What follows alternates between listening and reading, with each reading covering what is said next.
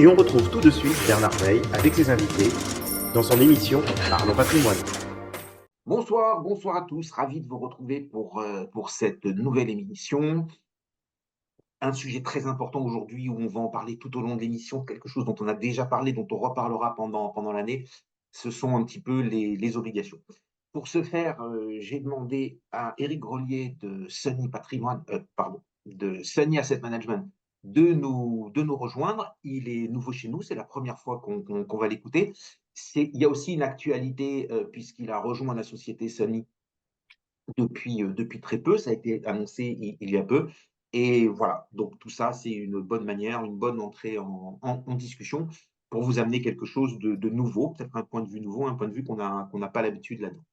Bonsoir Eric, on va Bonsoir. direct au but. Je vous laisse vous présenter en 20 secondes et puis on commence avec le fonds que vous avez sélectionné dans votre maison pour nous faire partager pourquoi vous l'avez sélectionné, quel est son potentiel, qu'est-ce que vous en pensez, pourquoi le mettre en avant, qu'est-ce qu'il a fait l'an passé, qu'est-ce qu'il devrait faire cette année et comment il devrait se comporter dans l'environnement macroéconomique qu'on connaît aujourd'hui. Merci Bernard pour l'invitation. Alors en deux mots, je présente plutôt la fusion qui vient de se passer entre Sunny Asset Management et SPPI Finance. Donc j'étais auparavant directeur général des SPPI Finance. Les deux sociétés ont décidé de se rapprocher en 2023. C'était opérationnel le 7 novembre 2023. Donc aujourd'hui, c'est une société globale qui a repris le nom de Sunny Asset Management avec Christophe Tapia qui en est directeur général et non directeur général délégué. Donc voilà un petit peu. Moi, j'ai un historique un peu obligataire. J'ai travaillé chez AXA, j'ai travaillé chez Aviva, j'ai rejoint chez Charles France. Donc, il y avait un ADN extrêmement fort sur l'obligataire. Donc, merci donc de m'inviter à cette petite réunion pour parler de la thématique obligataire qui est redevenue centrale, il faut le dire, dans les allocations d'actifs depuis 2022, fin 2022. Donc, 2023 après une année un peu horrible sur le 2022-2023 est une très belle année obligataire, on l'a vu, on a des rendements, on a retrouvé du portage, donc plein de choses qui justifient de s'intéresser à cette nouvelle matière. L'année 2023, ça a été l'année des fonds datés, je pense qu'on l'a tous vu, il y en a eu beaucoup, sous toutes ses formes, dans le high yield, dans l'investment grade, du court, du long, enfin globalement, ça a été, il y a toutes les sauces. Donc la question qui se pose aujourd'hui, c'est est-ce qu'il faut continuer sur cette thématique-là ou est-ce qu'il y a mieux à faire? Il s'est passé pas mal de choses en fin d'année 2023 sur l'obligataire avec des taux qui ont rebaissé. Donc c'était un petit peu l'idée de refaire le point, de voir un petit peu ce qu'on pouvait faire aujourd'hui sur le marché obligataire. Juste pour rappeler en 2 secondes ce que sont les marchés obligataires aujourd'hui, je pense que c'est important de remettre en perspective les taux qu'on peut avoir sur l'obligataire. Donc aujourd'hui, j'ai pris les taux à 5 ans parce que c'est assez représentatif de ce qui s'est passé sur les fonds datés. Donc sur les taux à 5 ans, globalement, sur un taux américain, on est autour de 4%. Les taux allemands, on est un peu en dessous de 2, on est autour de 2,20. Les taux français, on est à 2,50. Une obligation investment grade triple B, c'est aujourd'hui un peu moins de 3,5. Un double B, donc high yield, les premiers niveaux de high yield, on est autour de 4,85. Et sur du simple B, on est autour de 5,5. Donc des niveaux très en deçà de ce qu'on a pu voir courant de 2023, puisque pour donner un exemple sur la partie simple B, on avait atteint des niveaux quasiment de 8%. Donc ça fait moins de 1,5% de taux en moins par rapport au plus haut qu'on a connu en 2023. Et cette baisse, elle tient 100%, enfin 100 BP, 1% de baisse des taux sur les emprunts d'État et 1,50 de composition de spread. Donc globalement, on a des taux qui sont plus du tout au même niveau, on a toujours des taux positifs, mais le rendement n'est plus tout à fait le même qu'au meilleur moment de 2023. Il nous semble aujourd'hui, nous, que les primes de risque qui se sont fortement compressées offrent peu d'amélioration à court terme dans l'environnement qu'on connaît, de volatilité extrêmement forte qu'on connaît. Et il nous semble que la volatilité des marchés obligataires, et on en a la preuve déjà depuis le début de l'année, elle va continuer, elle va s'accélérer. On a des mouvements extrêmement violents, des accélérations à la hausse, à la baisse extrêmement fortes en fonction de ce que nous racontent les banques centrales. Donc ça va continuer toute l'année 2024. Et donc, la conclusion de tout ça, c'est de dire, sur 2024, il va falloir peut-être être un peu plus agile, plus réactif que ce qu'on a pu être sur les années 2022-2023. Donc, ça m'amène un peu à la présentation du fonds que je voulais vous présenter aujourd'hui, qui est le fonds SPPI Multi-Oblig. Alors, il y avait historiquement chez Sony un fonds qui s'appelait Sony SES, le Sony, comment ça s'appelait Opportunité, alors je n'ai même plus le nom de ce nom-là, Sony Eurocrédit, qui était plutôt le Sony, et donc le Sony Multi-Oblig. Donc, le fonds Multi-Oblig, ça va être un fonds multistratégie qui va pouvoir être un peu agile et va apporter un peu plus de performance, un peu plus de valeur ajoutée sur des différentes zones du marché obligataire. Parce que quand on parle du marché obligataire, en fait, on parle de plusieurs compartiments du marché obligataire. Il me semble aujourd'hui intéressant de s'y intéresser et d'être actif sur ces différentes zones. Donc, le premier point évident, c'est la duration des portefeuilles, donc la sensibilité obligataire. Est-ce qu'il faut être long duration? Il ne fallait pas l'être en 2022, il fallait l'être en 2023. Comment il faut se positionner sur 2024? Alors, on a eu des mouvements assez forts, même le début d'année, on a toujours remonté après la baisse de 2023. Donc, il va falloir être assez actif, il me semble, sur 2024, sur cette partie-là, en étant moyennement pondéré en début d'année. Et je pense qu'aujourd'hui, être moyennement long en duration est plutôt une bonne idée. Je pense qu'il y aura des moments où il faudra revenir sur quelque chose de plus sensible. Alors, juste une toute petite question, Oui. je vous interromps, parce que ce que vous dites, c'est très intéressant. Vous parlez d'agilité, vous parlez de duration, vous parlez de choses comme ça. Donc, tout ça, ça plaide pour sortir des fonds datés, Oui. puisque par définition, dans les fonds datés, vous n'avez pas ça. Vous n'avez pas cette agilité, vous n'avez pas ces mouvements, même s'il y a quelques fonds datés où, à la marge, ça peut exister, mais en tout cas, c'est jamais l'axe central d'un fonds daté. Et alors, c'est un petit peu antagoniste parce que vous êtes dans une maison où il y a les deux. Il y a un fonds daté et il y a un fonds qui reprend l'agilité et la capacité. Euh, alors, que faire quand on est face à cette dualité? Déjà, que faire quand on est gérant? Parce que quand on dit on a besoin d'agilité et qu'on propose quelque chose sans agilité, est-ce que c'est pas antagoniste? Et que faire quand on est client, quand on a le choix de passer de l'un à l'autre, d'acheter, de vendre, enfin, quand on a cette liberté? Alors, la réponse, elle est presque dans la question, je dirais, parce que en fait, ça dépend des objectifs qu'on poursuit. Avoir un fonds daté aujourd'hui, on a toujours un rendement positif. On parlait de 5,5, on approche des 6% sur un fonds daté AID. Essayer de figer un taux de rendement sur les 5 prochaines années autour de 6%, ce n'est pas complètement idiot. On a connu des taux négatifs pendant longtemps, donc le portage, on n'en a pas eu. Le portage est toujours positif. Donc aujourd'hui, ça reste un intérêt si on achète une obligation ou un fonds daté aujourd'hui pour le porter jusqu'à l'échéance. Quelque part, en s'intéressant peu ou pas à ce qui se passe entre maintenant et l'échéance. Donc c'est bien ça l'idée des fonds à échéance, une obligation qu'on porte à terme.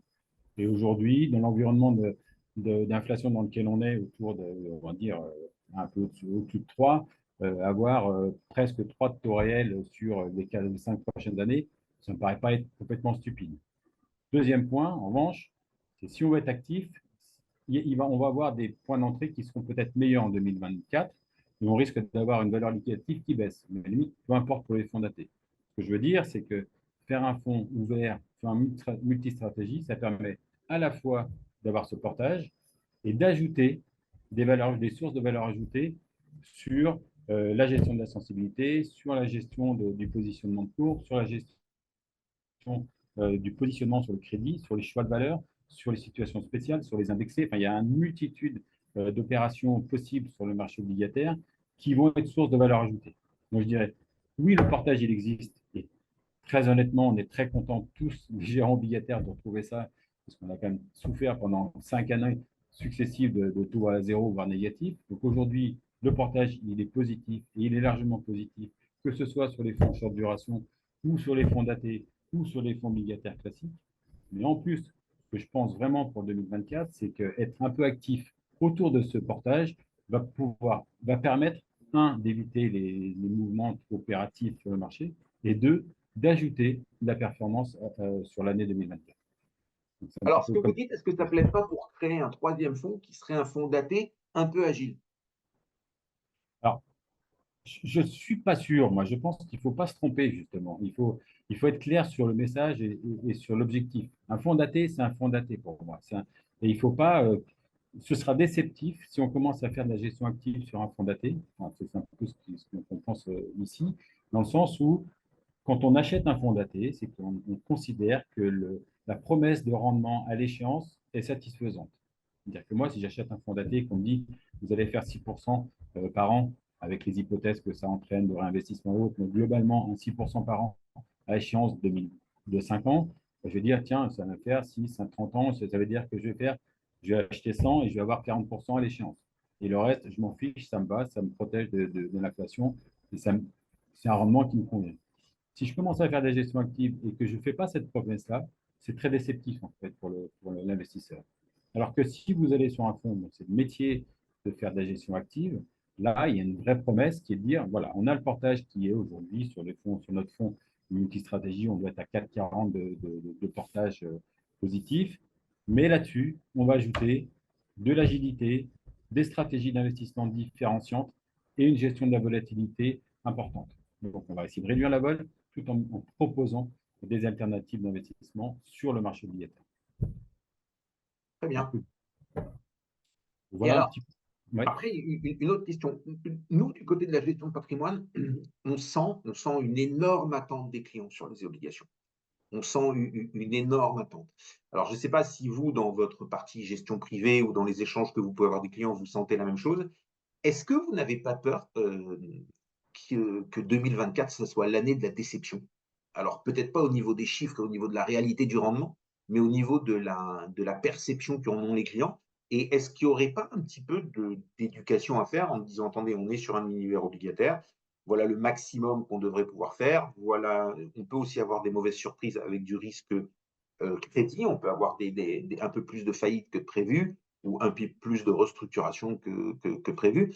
Et donc, on démarre la fleur au fusil, et normalement, quand on démarre les batailles, la fleur au fusil, ça se passe pas si bien que ça. Je partage un peu ça, en fait, pour deux raisons. En plus, c'est le niveau environnement. Je pense qu'on est allé un peu vite sur la baisse des taux et on en a la preuve depuis 15 jours. Les taux remontent un peu. Je pense qu'on avait enterré un peu vite l'inflation, la croissance des États-Unis et on voit bien que la baisse des taux, elle sera moins rapide que ce qu'on a dit en début d'année ou en fin d'année dernière. Donc ça, c'est le premier point qui pourrait amener un peu de déception sur la performance à terme. Deuxième point, vous l'avez très bien dit, c'est sur la partie crédit. Les taux de défaut remontent légèrement, mais remontent un peu. On a un taux de refinancement qui est énorme, c'est-à-dire que le mur, le fameux mur de dette 2025-2026, il est là. Donc on va voir, et on commence à le voir sur le marché, énormément des nouvelles émissions. Donc on va voir des primes de risque, à mon avis, qui vont arriver sur le marché pour permettre aux émetteurs de se refinancer dans des conditions correctes.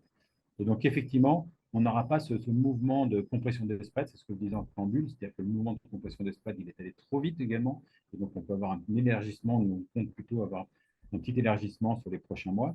Et donc, ces deux données-là peuvent être un peu déceptives pour le client, c'est-à-dire que la performance à l'arrivée, elle sera inférieure au portage qu'on a annoncé en début d'année. Ça, oui. Donc, l'éducation sur obligataire, ça fait 30 ans que j'en fais avec des clients privés. Il est clair qu'il faut bien l'expliquer et les clients comprennent très bien. Et c'est pour ça que je pense que l'appétit pour les fonds à échéance a été fort. C'est que c'est facile d'expliquer ce qu'on vend. C'est-à-dire qu'on vend un montant investi avec globalement un montant à l'échéance.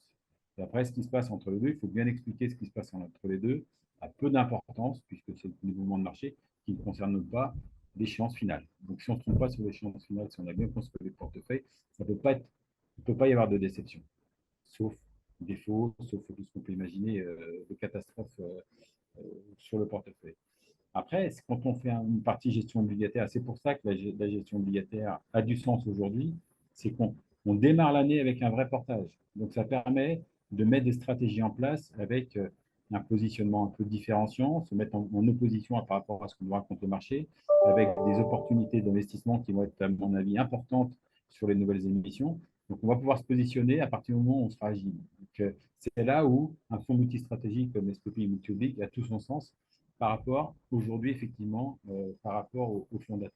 Si on veut faire de la performance 2024, il vaut mieux faire des fonds agiles. Si on a une échéance plus lointaine et que se fiche un petit peu de ce qui va se passer entre maintenant et les échéances, bah, les fonds datés ont tout leur intérêt encore aujourd'hui. D'accord. Alors, Je voudrais juste une petite réaction d'Étienne, mais sur un sujet très très particulier. Donc, juste, on va se focuser vraiment sur ce sujet. C'est vous, vous avez un fonds daté, et là, aujourd'hui, vous êtes en train de changer votre fonds daté vers un autre, enfin vers le même fonds daté en y changeant la date, et vous mettez donc un peu d'agilité dedans pour trouver le moment de bouger dans l'année, en sachant que on passe de l'ancien fonds au nouveau fonds. Allez, pour faire simple, le 31-12-2024, on sera 100% dans un nouveau fonds et les restes de l'ancien fonds auront disparu.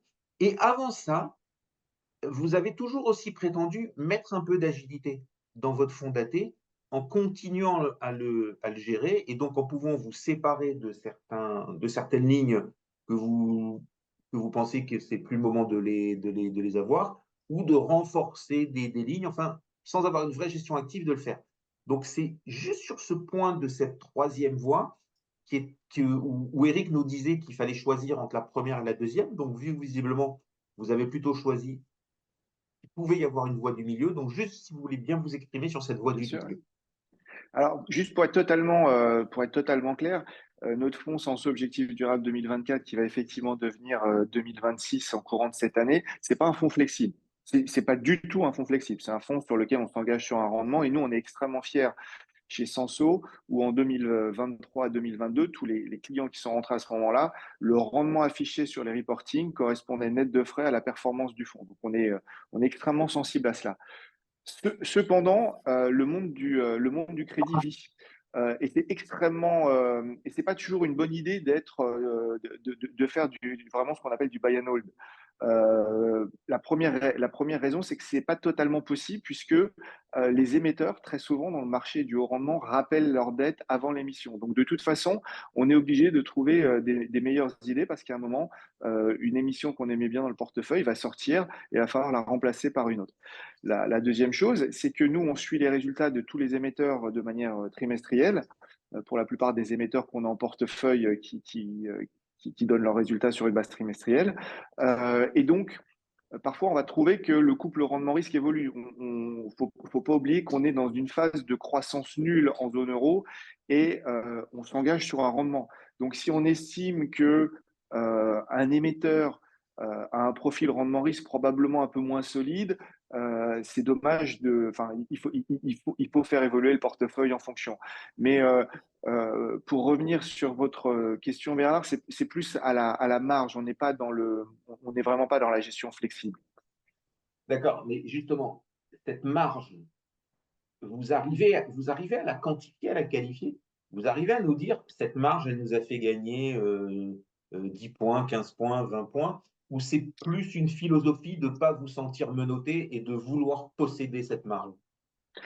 Alors, la façon dont on la mesure, on la mesure vraiment de manière extrêmement simple. Si on regarde au moment où les clients rentrent dans le portefeuille, on regarde le rendement qui est affiché dans le reporting, on retire les frais et on regarde si la trajectoire de la performance du fonds correspond au rendement. Ça, c'est ce que moi, je surveille toutes les semaines. Et c'est plutôt ça qui me fait dire que c'est plutôt une bonne idée, notamment quand la performance correspond exactement au rendement du fonds. Après, ce que je peux vous dire, c'est que oui, il y a quelques émetteurs l'année dernière. Alors, est-ce que ça a apporté des points de performance probablement à la marge, mais surtout, ça a évité d'en perdre. C'est vraiment ça qui est intéressant. Encore une fois, on est dans la zone euro, c'est une zone où il faut être un petit peu vigilant, il faut avoir des ressources en analyse fondamentale, il faut avoir un petit peu de cheveux blancs ou d'expérience pour savoir comment réagissent les émetteurs dans des environnements où il y a probablement un peu moins d'enthousiasme économique. Et c'est là où on voit la valeur ajoutée que ça peut apporter. Parfois séparer une société qui a donné des résultats qui n'étaient probablement pas à la hauteur et qui, dans les prochains résultats, s'est avéré être une bonne idée puisque ça s'est pas amélioré. Alors, je pourrais vous citer des noms, mais c'est peut-être pas l'objet.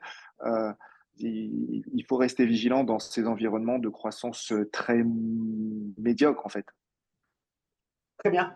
Allez, on va passer à l'édito. Derrière, on engagera un débat et on va automatiquement reparler des obligations.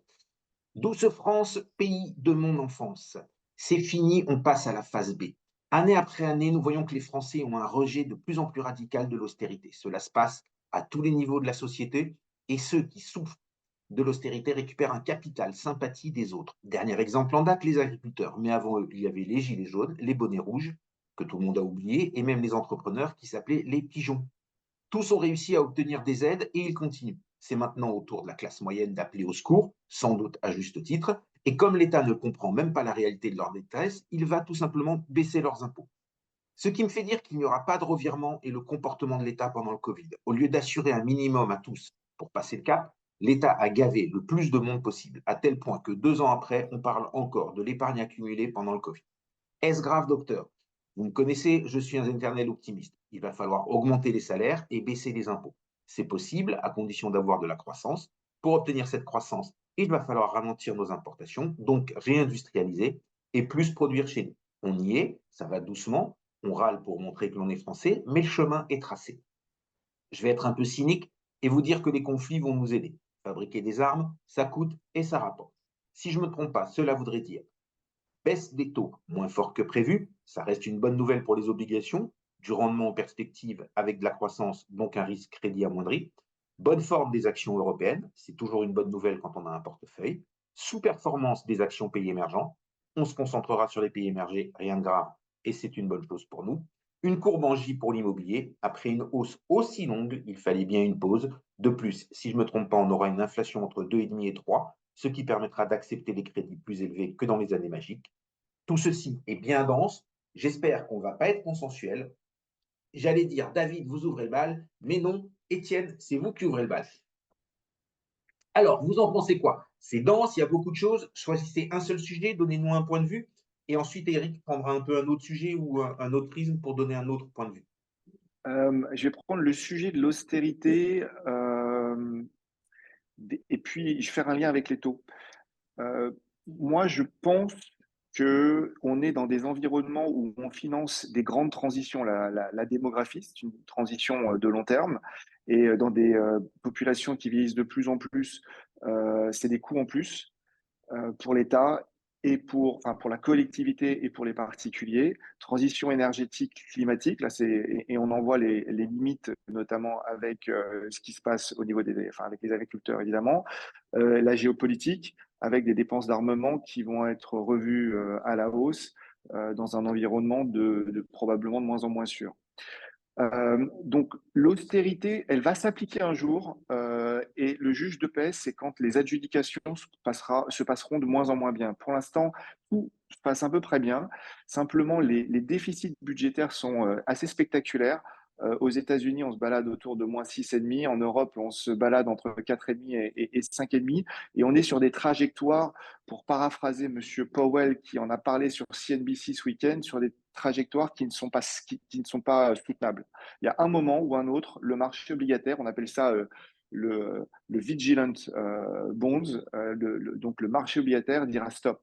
Et ça, on l'a déjà vu dans des phases de cycles précédents, notamment dans les années 90, où on a dû appliquer, bon an, mal an, il n'y avait pas le choix, il fallait appliquer des politiques d'austérité parce que les États n'étaient plus en capacité de se financer.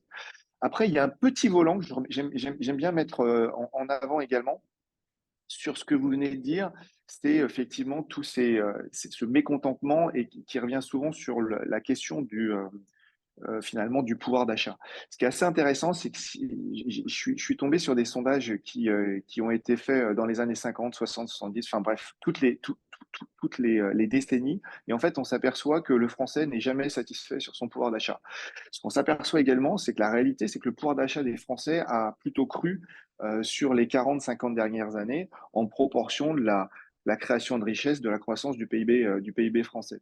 Par contre, et c'est là où ça grippe, c'est que ce pouvoir d'achat n'est plus un pouvoir discrétionnaire, si je peux utiliser cette expression. Il y a énormément de dépenses contraintes, que ce soit pour des problématiques de transition, enfin, d'énergie, ou il y a 50 ans, il n'y a pas de contrôle technique. Enfin bref, vous avez un paquet de dépenses où vous n'avez plus vraiment le choix. Et en fait, ça grève la réalité de ce qu'est la réalité de votre pouvoir d'achat, Alors sans parler de la... c'est extrêmement intéressant. Attendez, je vous interromps, c'est la première fois que je l'entends. C'est extrêmement intéressant parce que, pour être clair, ce que vous êtes en train de dire, c'est si on vous double votre salaire, et qu'en même temps, on vous impose de dire, bon ben voilà, pour 50%, tu construis l'usine solaire à côté parce que les petits-enfants, ils auront besoin d'énergie solaire, vous êtes en train de dire, OK, les chiffres, ils vont dire, le pouvoir des cadres, le pouvoir d'achat des cadres a explosé, mais vous n'avez pas un bal de plus dans votre poche parce que vous devez alimenter la nouvelle centrale solaire pour les générations futures. C'est ça que vous nous dites. Ouais. C'est exactement ça que je vous dis. Et donc, ça veut dire que les chiffres ne mentent pas, le pouvoir d'achat augmente, les Français ont moins dans leur poche et ils sont mécontents. Et donc, c'est la Oui, première fois où ils ont raison d'être mécontents. Avant, c'était un mécontentement de façade parce que ça montait pour de vrai. Et maintenant, c'est un mécontentement justifié parce que ça monte pour de faux. C'est ça votre idée? oui, c'est un peu ça. C'est-à-dire qu'on va rentrer dans un monde qui est probablement un peu plus rugueux, et on le voit, hein, enfin, vous l'avez extrêmement bien décrit avec des bonnets rouges jusqu'aux gilets jaunes et en ce moment les agriculteurs. Et je pense que enfin, je pense. Là, on parle d'intuition, là, on ne parle pas de conviction de marché, on parle plutôt d'intuition. Mais mon intuition, c'est que, à moins que les gouvernements fassent des choix, et un jour, encore une autre intuition, je pense qu'ils vont être obligés de faire des choix. Quelles sont les priorités? Euh, ils vont être obligés de faire des choix, sinon la pression de la rue va être de plus en plus forte. À un moment, il va falloir décider, ben, est-ce que la transition énergétique s'applique de la même manière pour tout le monde, ou est-ce qu'on relâche un certain endroit et on se focalise plutôt sur un autre, type les choix qui sont en train d'être faits avec le nucléaire en France, par exemple. Mais on est en train de revenir dans un monde que nos parents ont connu, en fait, qui était un monde où l'obligataire était un peu compliqué. Enfin, le monde obligataire dans les années 60-70, c'était un petit peu compliqué parce qu'il y avait une concurrence des États pour se financer, parce qu'il y avait des dépenses énormes, à l'époque, c'était des dépenses un peu différentes, mais il y avait des dépenses de guerre déjà, et pas que la guerre au Vietnam, il y avait pas mal de frictions géopolitiques. Il y avait des dépenses également liées à toutes les aides médicales qui se sont mises en place, enfin, la sécurité sociale qui se sont mises en place des deux côtés de l'Atlantique, enfin, de manière générale dans les pays développés à l'époque. Et on revient On va un peu dans s'arrêter ce là. type Comment de monde. ça va être trop long. Alors, en 30 secondes, Julien, je vais vous demander juste de réagir sur le point précis. Le pouvoir d'achat augmente, c'est vrai, mais les obligations de dépenses font que font que peu de gens ont le sentiment d'avoir une augmentation. Juste sur une réaction là-dessus et bien Ok. située. Ouais, bonsoir à tous, bonsoir Bernard. Je suis un petit peu de l'avis d'Étienne, effectivement. Quand vous regardez les statistiques et les données économiques, le pouvoir d'achat, il augmente, alors que tout le monde est mécontent. C'est vrai que vous avez un certain nombre de dépenses contraintes, peut-être, ça c'est évident. Et puis, effectivement, ces dépenses contraintes font que vous avez beaucoup moins d'orientation du budget des ménages français, qui sont, par exemple, sur les loisirs, les vacances, ce qui explique peut-être aussi un certain mécontentement en se disant je travaille,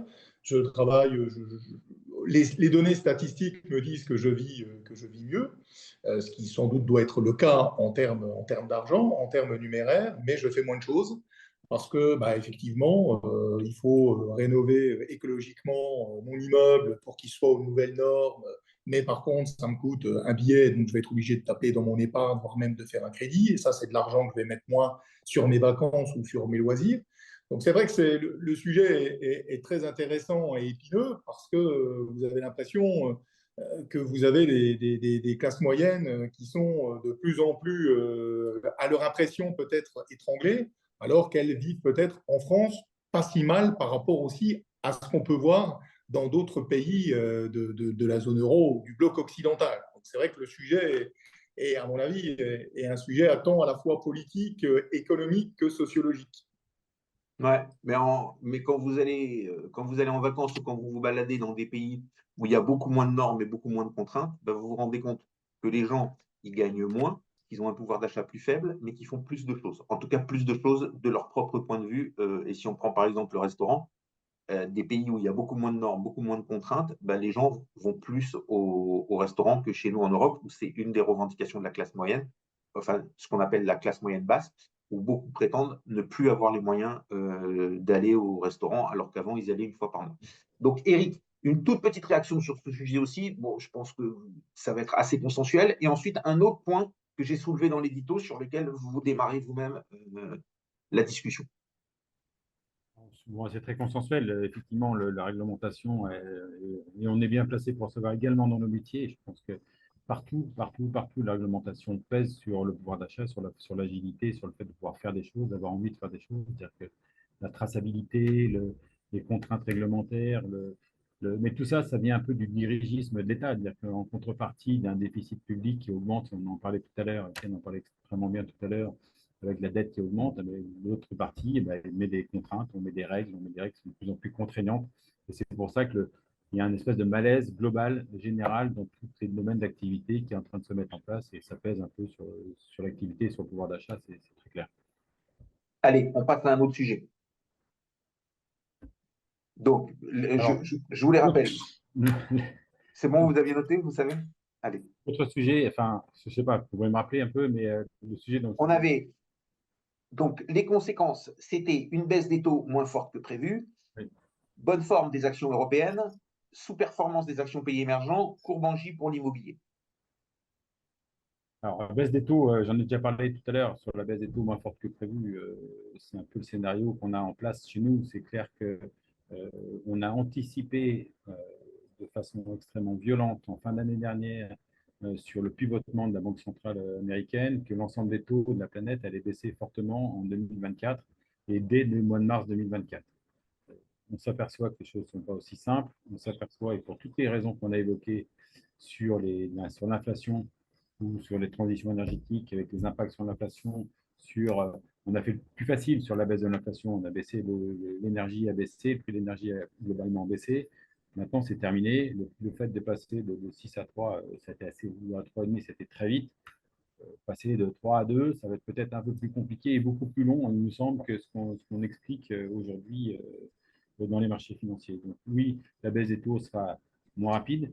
Et deux, elle ne sera pas homogène. Je pense que ce que rappelait Étienne sur les déficits, sur la soutenabilité de la dette qui augmente partout, va conduire à des besoins de financement importants. Donc on va l'avoir sur les États. L'ensemble des États va devoir émettre beaucoup de dettes dans l'année 2024 et dans les années suivantes, ce qui va amener des courbes de taux qui vont se requantifier à notre avis. Donc oui, on aura peut-être un peu de baisse des taux en fin d'année, sûrement même, mais la contrepartie, ce sera des émissions importantes, que ce soit sur l'obligataire emprunt d'État, sur le crédit, c'est évident, avec le mur de dette, le refinancement du mur de dette. Donc globalement, on a des taux longs qui, à mon avis, ont fait le plus gros du chemin et qui devraient peut-être même remonter d'ici la fin de l'année.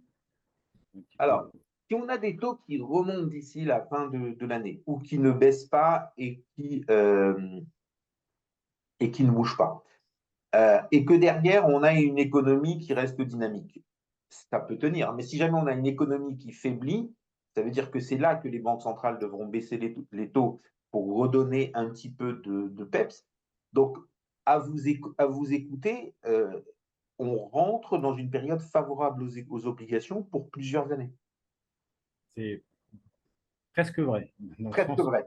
Alors, sur les parties courtes, effectivement, on va profiter de la baisse des taux. Ce que je disais, c'est que les parties longues ont déjà bien profité et ont déjà fait un gros bout du chemin. C'est-à-dire qu'on est toujours sur des courbes de taux inversées. Historiquement, les courbes de taux inversées, à horizon 6 mois, ça alerte un petit peu sur un risque de récession.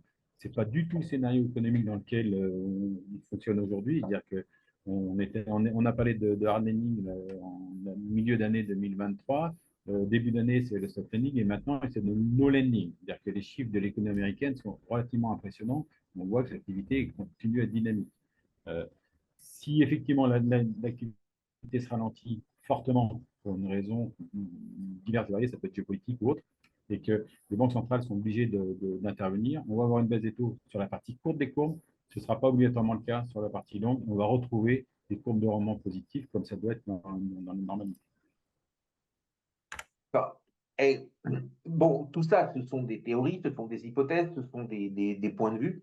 Ça veut dire qu'on va avoir d'énormes différences de rendement entre les fonds obligataires, donc les fonds obligataires classiques, pas les datés, où là c'est un petit peu borné, mais sur les autres, la convergence du point de vue de l'équipe de gestion avec la réalité macroéconomique va faire que certains fonds devraient avoir des performances, j'ai envie de dire, qui vont frôler les 10, voire peut-être les dépasser, et d'autres qui pourraient être en territoire négatif.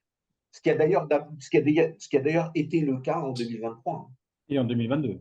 Et en 2022 aussi. 2023. montre bien ça. C'est-à-dire qu'aujourd'hui, les convictions, le positionnement des gérants sur sur les différentes parties de la gestion obligataire euh, amène à des performances très divergentes sur les années calendaires qu'on a eues 2022-2023. Et je pense que 2024, ça risque d'être la même. Il n'y a pas de consensus sur le sujet. Il y a pas de consensus. Non, je crois que bon, globalement, il y a un consensus de marché qui est sur le stock planning, quelque chose d'un peu mou, avec une baisse des taux qui interviendrait à partir de mi-juin. Ça risque d'être pas aussi linéaire que ce que nous disent les marchés. C'est pour ça que l'agilité et le positionnement va être important et que ça va générer des écarts de performance importants en 2024. Ok. Étienne, un mot sur l'immobilier? Un mot sur l'immobilier. Alors, pour moi, l'immobilier, c'est un peu lié à la problématique, évidemment, à la problématique obligataire. Et donc là, il y a deux sujets. Soit, effectivement, les taux remontent parce que les taux, là, en ce moment, intègrent beaucoup trop de baisse de taux de la part de la Banque centrale européenne et de la Réserve fédérale. Et donc, logiquement, ils devraient remonter, et ça va pas vraiment aider le marché de l'immobilier. Soit le marché des taux a raison et la banque, et les banques, enfin, et la Réserve fédérale et la Banque centrale européenne a tort, et donc les taux vont fortement baisser. Et en général, ces baisses de taux, donc, qui sont comprises entre 100 enfin, entre 1% et 2%, c'est plutôt associé à une récession. S'il y a une récession, ça va faire baisser les taux, ça pourrait donner un appel d'air à l'immobilier, mais en général, ce n'est pas le cas parce que les gens perdent leur travail et n'ont pas beaucoup d'appétit pour aller acheter, pour aller emprunter. Évidemment, c'est plus compliqué d'emprunter quand on a perdu son job. Donc moi, à court, moyen terme, je pense que c'est un marché qui va rester figé jusqu'à ce que quelque chose casse. Euh, et en général, l'histoire nous enseigne que le quelque chose casse, c'est les prix. Il faut que les prix probablement se réajustent à la réalité du niveau d'emprunt. Ça commence à se voir à certains endroits, notamment l'immobilier commercial. On le voit en Europe et c'est encore beaucoup plus visible aux États-Unis, hein, puisque ça plombe des banques avec des faillites. Il y en a, enfin, il y a une banque qui n'est pas encore en faillite, mais qui est vraiment en difficulté à New York en ce moment à cause de cette problématique-là.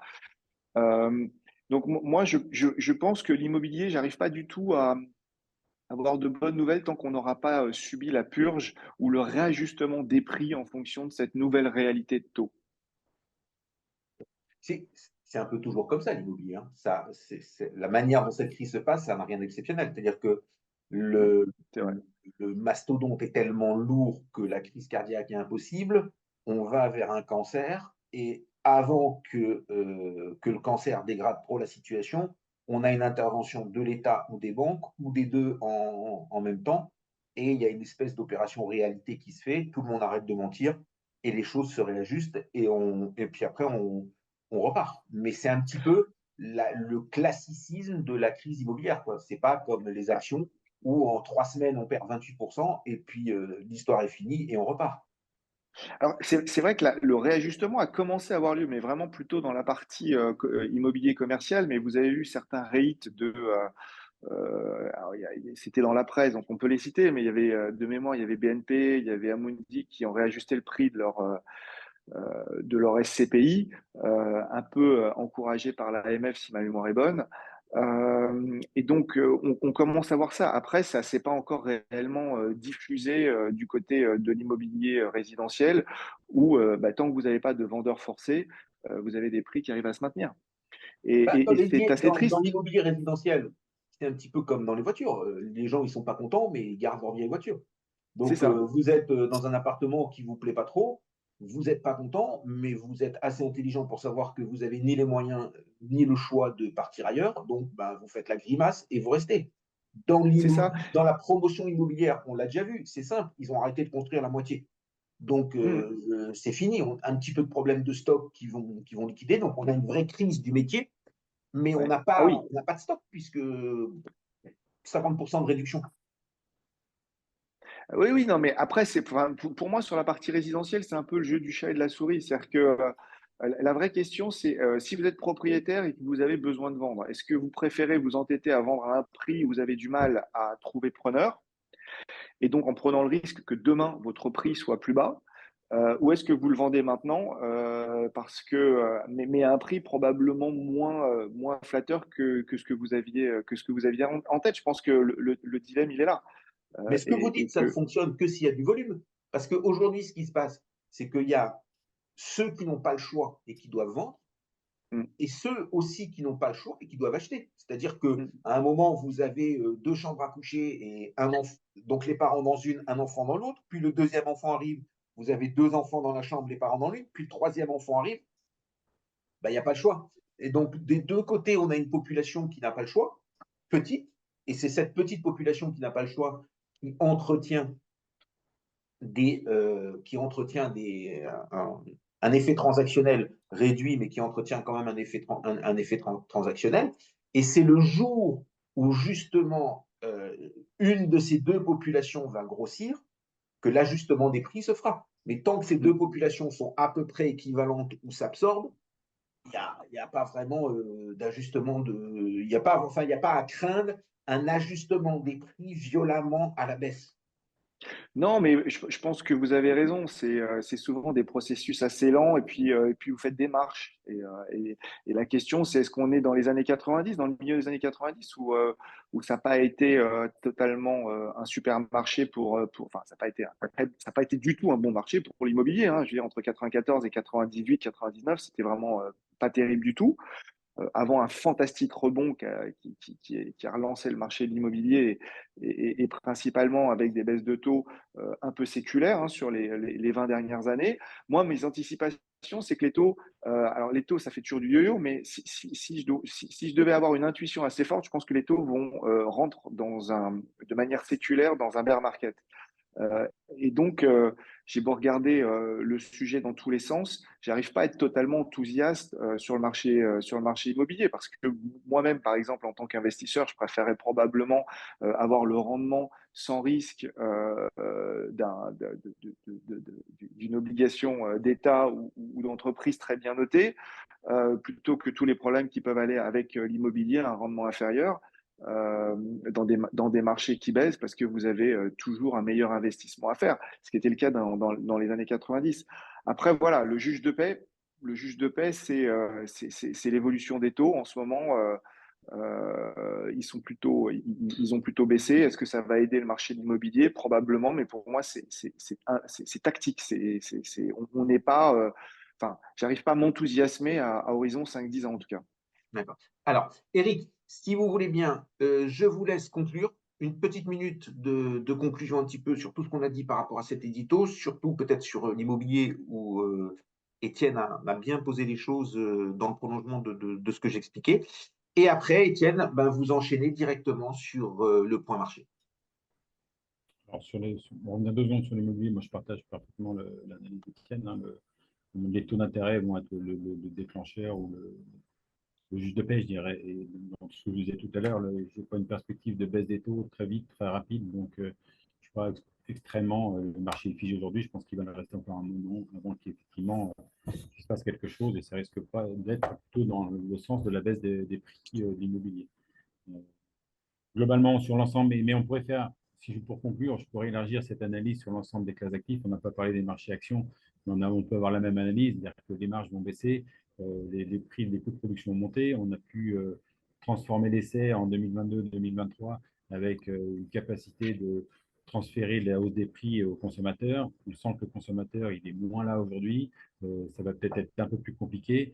Et donc, on peut imaginer que les marges soient globalement, je ne parle vraiment globalement parce que par secteur, c'est l'analyse différente, mais que les marges sont un peu globalement moins intéressantes ou moins fortes et qu'avec la hausse des taux qui est sous-jacente, on n'ait pas des marchés actions qui soient aussi euphoriques qu'ils ne l'ont été en fin d'année 2023. Donc, je dirais, le maître mot pour moi, c'est volatilité 2024, c'est sûr, agilité pour répondre à cette volatilité, mais une certaine prudence pour garder des munitions globalement pour pouvoir investir dans de meilleures conditions au cours de l'année 2024. Ok, merci. Allez, Étienne, c'est à vous. Un point marché, on vous écoute.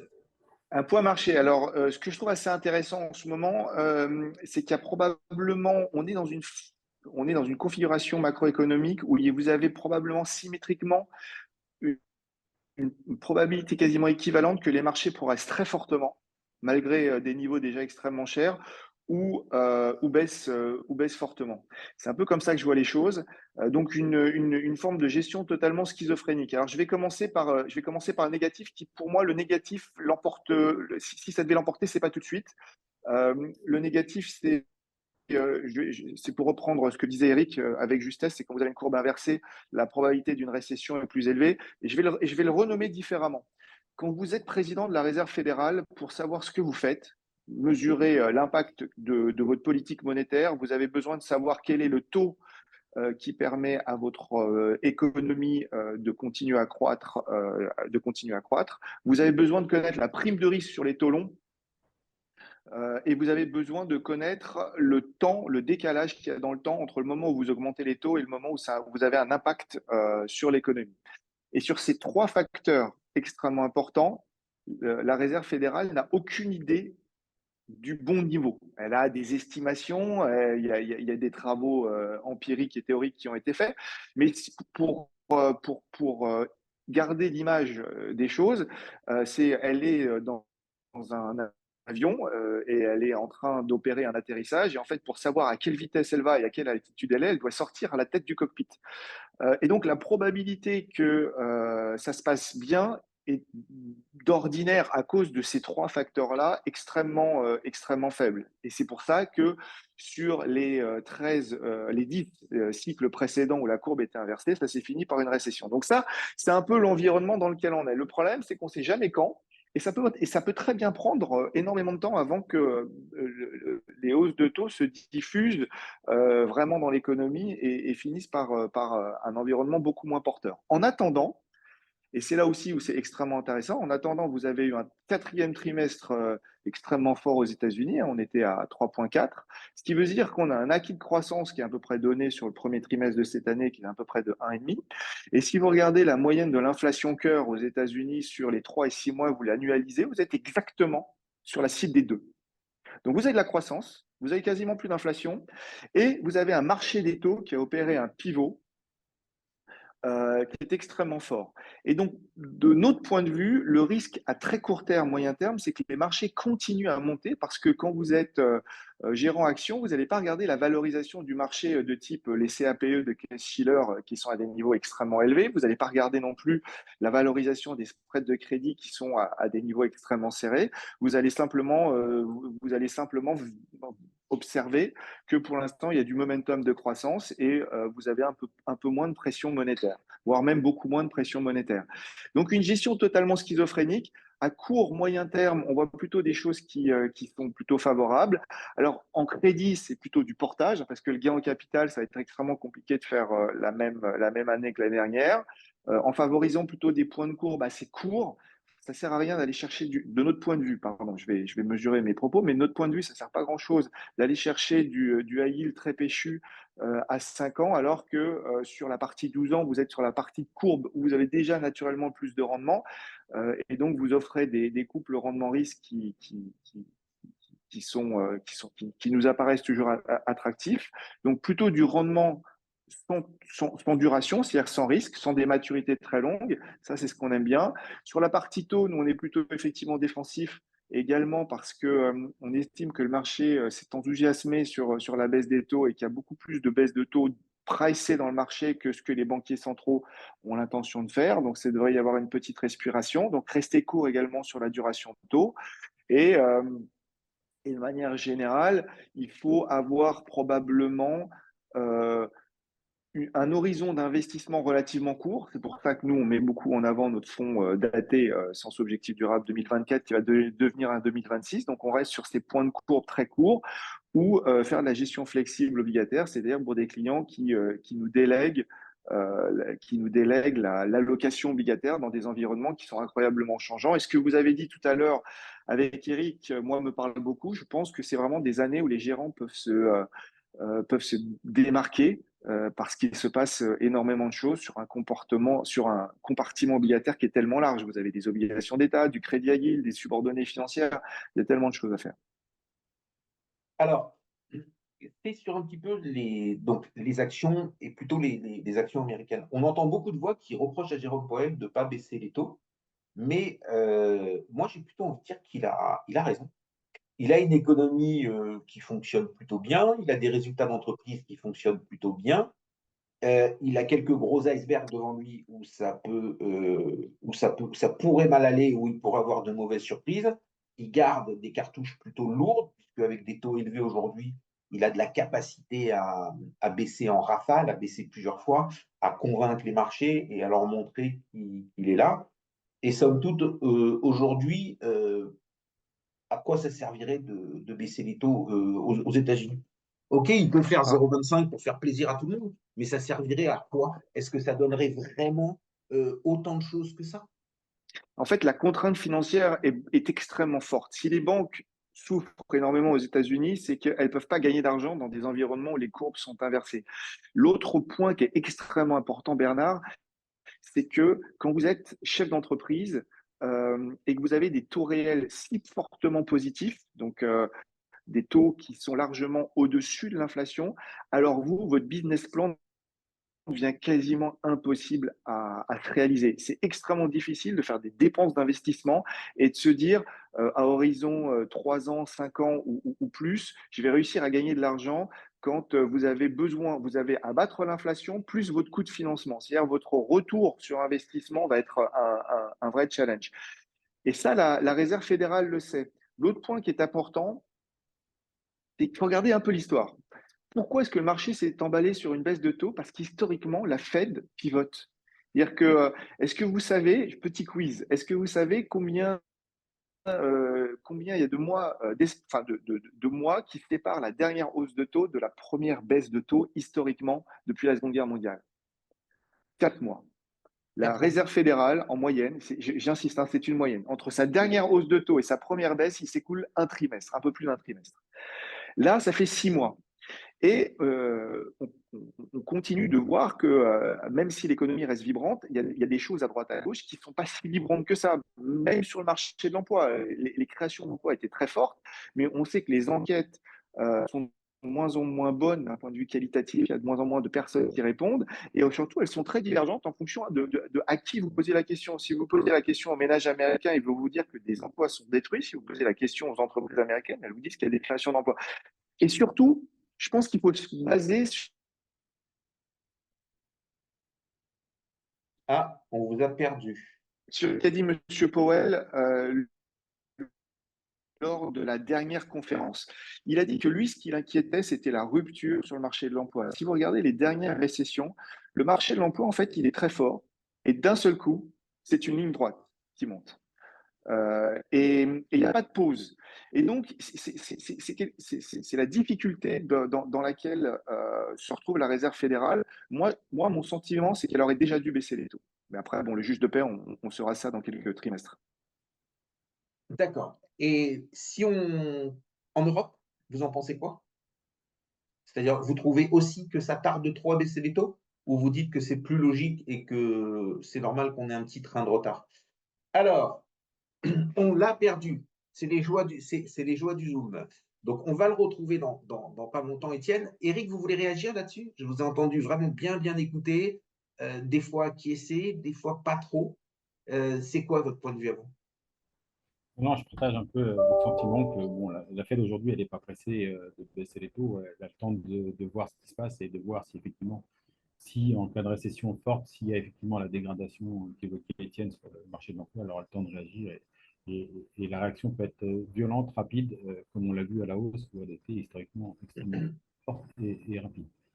Sur la zone euro, la situation est totalement différente sur la zone euro et l'activité a été en berne tout au long de l'année 2023. On a eu une activité notamment manufacturière hier en début d'année 2023 qui est extrêmement compliquée.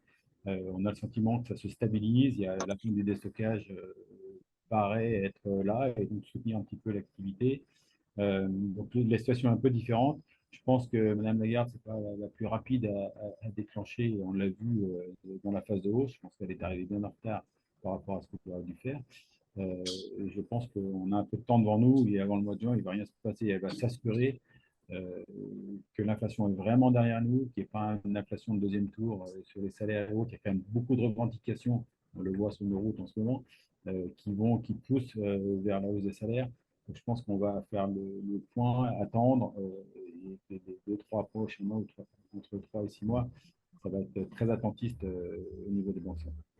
Ça va décaler un petit peu le réel point pivot de BCE. D'accord. Et Julien, je vais vous poser une question. Si on voit ça du côté client, c'est-à-dire que, bon, vous, dans votre compagnie d'assurance Wellins, à Luxembourg, vous avez des clients qui viennent ou qui arbitrent ou des choses comme ça. Vous sentez quoi avec ces mouvements? Donc, bon, en 2023, vous avez dû sentir le boom des obligations. Ça me paraît évident, on en avait déjà parlé.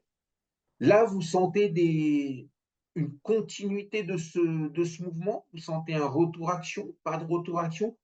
On va dire, allez, la réalité du flux des gens qui posent des sous chez vous. Ah oui, vous avez raison, chez nous, en plus, on travaille exclusivement en unité de compte. Donc, nous, par définition, le client qui vient chez Willins pour souscrire une police chez nous, il est parfaitement conscient qu'on n'a pas de fonds général, le fameux fonds euro à la française. Soit il est action, soit il est obligation, mais effectivement, on n'a pas de capital garanti.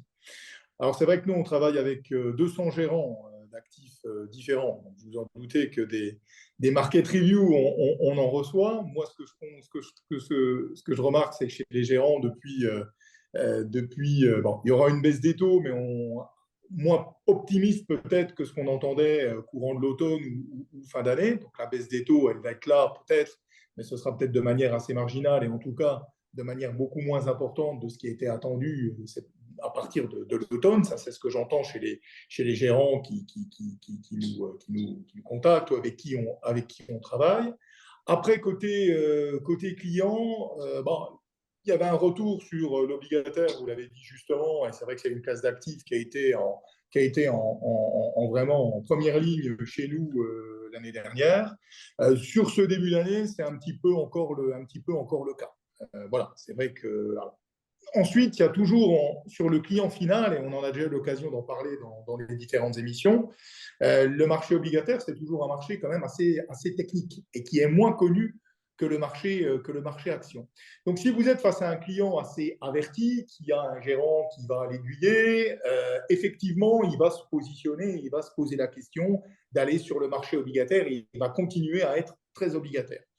Si vous avez un client qui, lui, est moins averti, moins accompagné peut-être, pour lui, le marché obligataire, c'est un petit peu trop technique, il est moins connu que le marché action, et par définition, il va vous dire, je vais continuer à aller acheter des actions. Néanmoins, globalement, sur nos encours et sur nos flux, c'était le cas en 2023 et c'est le cas depuis le début 2024. Effectivement, on a prédominance pour les marchés obligataires. Donc, l'année ne fait que commencer. Allez, comme les clients, ils ont toujours tort, c'est sur les actions qu'il faut aller. Bon, Peut-être, oui.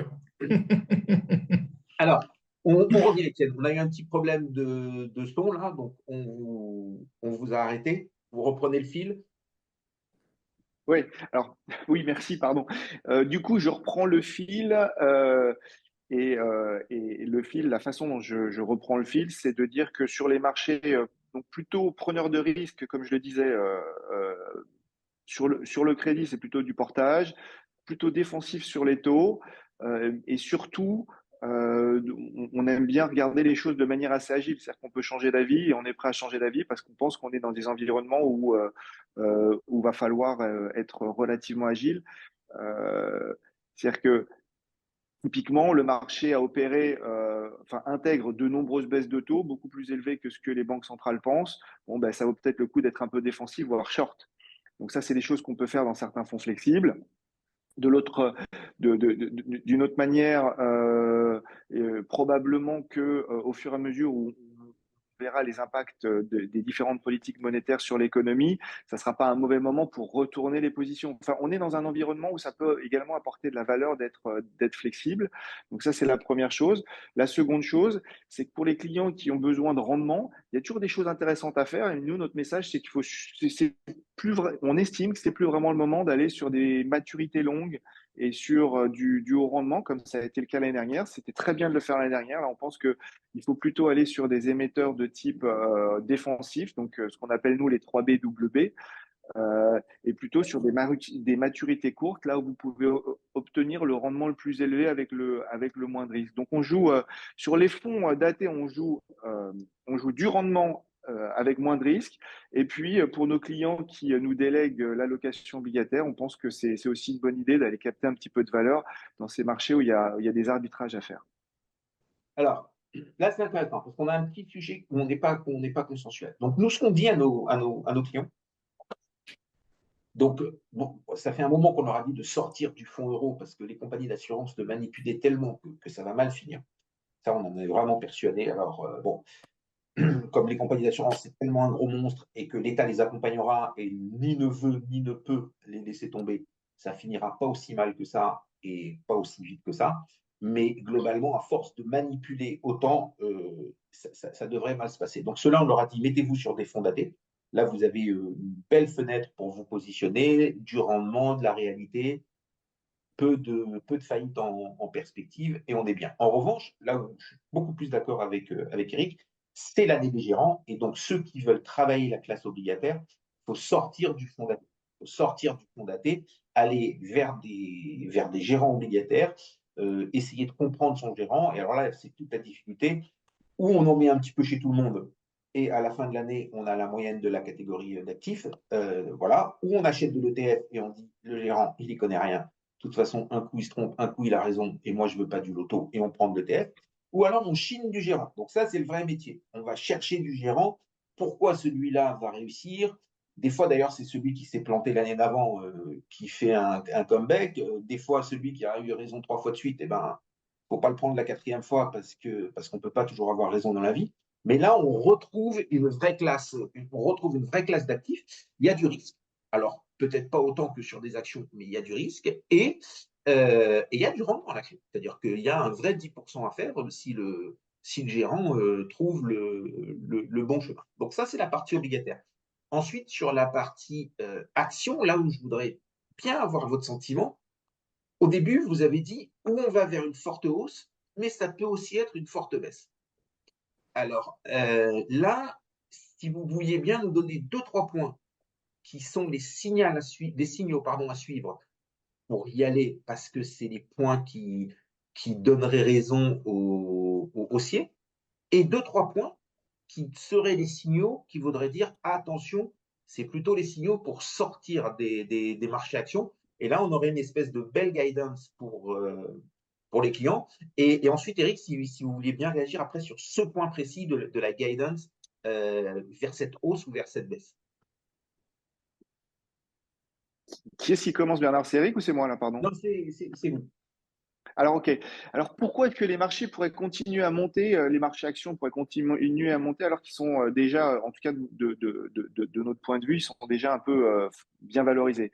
La raison est assez simple, c'est que vous pourriez faire un parallèle avec ce qui s'est passé en 98. 98, vous avez ce hedge fund qui s'appelle LTCM, qui a un problème. Et la Réserve fédérale, après un certain nombre de hausses de taux, décide de baisser de 75 points de base, si ma mémoire est bonne. Et elle fait ça à un moment où l'économie américaine était relativement forte, où l'inflation était à peu près gérée, la croissance était solide, et vous étiez en plein milieu d'une rupture technologique. C'était la période la fantastique période de la tech. Et donc là, vous finissez à une année 1999, pardon, qui fait 70%. Les valorisations ne voulaient plus rien dire, rien n'avait de sens, mais simplement les marchés achetaient une rupture technologique qu'ils estimaient majeure, à un moment où la Réserve fédérale faisait un pivot assez important dans une économie qui continue à croître. Il y a pas mal de points en commun, évidemment, avec notre période. La rupture technologique, c'est l'intelligence artificielle, c'est Nvidia, c'est toute la tech, c'est les 7 magnifiques. Le pivot, c'est la Réserve fédérale qu'on a parlé au mois de décembre, avec un marché qui a intégré à un moment jusqu'à 150, 160 points de base de baisse de taux, un peu plus d'1,5%. Encore une fois, il a fallu 75 points de base de baisse de taux pour générer des profits, pour générer des performances sur les marchés spectaculaires en 99. Là, le marché intègre 2 fois plus et vous avez une économie qui continue à croître à un rythme extrêmement élevé à un moment où l'inflation est en train de revenir à la cible. Donc, vous avez un espèce de cocktail qui peut être pris par le marché comme étant extrêmement favorable. Et j'insiste, hein, il y a vraiment un gros point en commun avec 99, rupture technologique à peu près, probablement à peu près du même ordre, même si c'est toujours un peu compliqué de bien les mesurer. Le scénario défavorable, il est très simple, hein, c'est qu'à chaque fois, ça se finit plutôt mal. C'est quand les valorisations deviennent un peu trop échues et que les taux restent relativement élevés, vous avez un risque de récession qui se met en place. Et parfois, c'est le marché qui décide que ça marche plus. C'est ce qui s'est passé au mois de mars, si ma mémoire est bonne, 2000, avec la bulle Internet qui explose et le Nasdaq qui rentre dans un grand bear market, et puis la récession qui suit à la fin de l'année 2000. Et donc, il faut rester vigilant sur les signaux faibles que peuvent donner les économies européennes et surtout américaines, c'est quand même surtout les États-Unis. Euh, Surveiller les chiffres de l'emploi, surveiller les indicateurs qui vous donnent une vue à peu près juste sur l'économie américaine. Surveiller quand même un peu les valorisations, même si les valorisations sont rarement un bon guide. Mais il y a un moment où ça ne peut pas monter au ciel, comme dit l'expression. Mais voilà, vous êtes dans un environnement totalement schizophrénique où historiquement les probabilités de récession sont assez élevées. Mais là, en ce moment, vous avez une économie qui continue de croître à un rythme important, vous avez une inflation qui est mesurée et vous avez le marché qui, grâce à la Réserve fédérale, opère un assouplissement financier qui est assez extraordinaire. Et donc, à court moyen terme, les marchés peuvent atteindre des niveaux surprenants. Euh, et si l'histoire reste un bon guide, en général, ça se finit toujours par un retour à la moyenne. Ok, c'est très intéressant. Euh, Eric, si vous voulez bien réagir, donc en gardant le même fil, donc déjà, est-ce que vous partagez cette opinion de croiser des chemins où on peut vraiment avoir une année très haussière ou une année sérieusement baissière? Est-ce que les indicateurs qu'Étienne a donnés, donc qui sont le renouveau technologique, les taux, et de l'autre côté la récession et les taux, sont des indicateurs qui vous paraissent pertinents et sont des indicateurs que vous suivez pour cette même raison? Je me doute bien que vous les suivez aussi, mais est-ce que vous les suivez pour cette même raison? Et comment, après, votre avis personnel, vous voyez les choses? Euh, Le fait est que la visibilité, elle est assez schizophrénique, comme on disait tout à l'heure, ça peut partir à la hausse avec les arguments qu'on vient de développer. Le- Si on revient juste un tout petit peu en arrière sur ce qui a fait la hausse des taux, la hausse des marchés actions sur les 6 derniers mois, c'est la baisse des taux, enfin les anticipations de baisse des taux, donc le pivot de la Fed, donc ça a été très très clair, hein, ça a supporté les marchés sur la fin d'année, et deux, l'intelligence artificielle. C'est les deux piliers majeurs qui vont expliquer, ou qui peuvent expliquer la hausse des marchés actions sur la fin d'année et sur le début de l'année 2024. Une fois qu'on a dit ça, ce qu'il faut regarder, c'est est-ce qu'on est d'accord sur la baisse des taux et est-ce qu'on est d'accord sur les valorisations, les niveaux de valorisation de tout cet environnement de l'intelligence artificielle. C'est ce qu'on vient d'évoquer. Je dirais que euh, quand on parle de valorisation, globalement, bon, le marché américain est relativement cher et on sait pourquoi atteint des niveaux qui vont être difficilement soutenables dans un environnement si ça ralentit un peu. Sur la partie européenne, on n'a pas des valorisations extrêmement élevées. Sur les bénéfices, on ne peut pas dire qu'on ait une inflation des PE sur l'historique. C'est-à-dire que c'est ce que je disais tout à l'heure, c'est-à-dire que les marchés actions ont acté les bons résultats des OCDE jusqu'au dernier trimestre 2024. On a en ce moment le T4 2024, le 2023, pardon, et il me semble qu'il est un peu moins bien que les précédents. On commence à avoir un peu d'érosion sur les marges, on commence à avoir un petit peu de la microéconomie, on commence à nous dire attention, hein, l'inflation, la hausse des coûts et autres, ça commence à se faire sentir, j'ai envie de dire enfin, dans nos marges, et on voit quand même certaines publications qui sont un peu plus compliquées. Donc, les marchés actions sont à regarder un petit peu comme les marchés obligataires, c'est-à-dire qu'il y a tout dans ce marché action. Il y a des valorisations extrêmement élevées et il y a des valorisations extrêmement basses.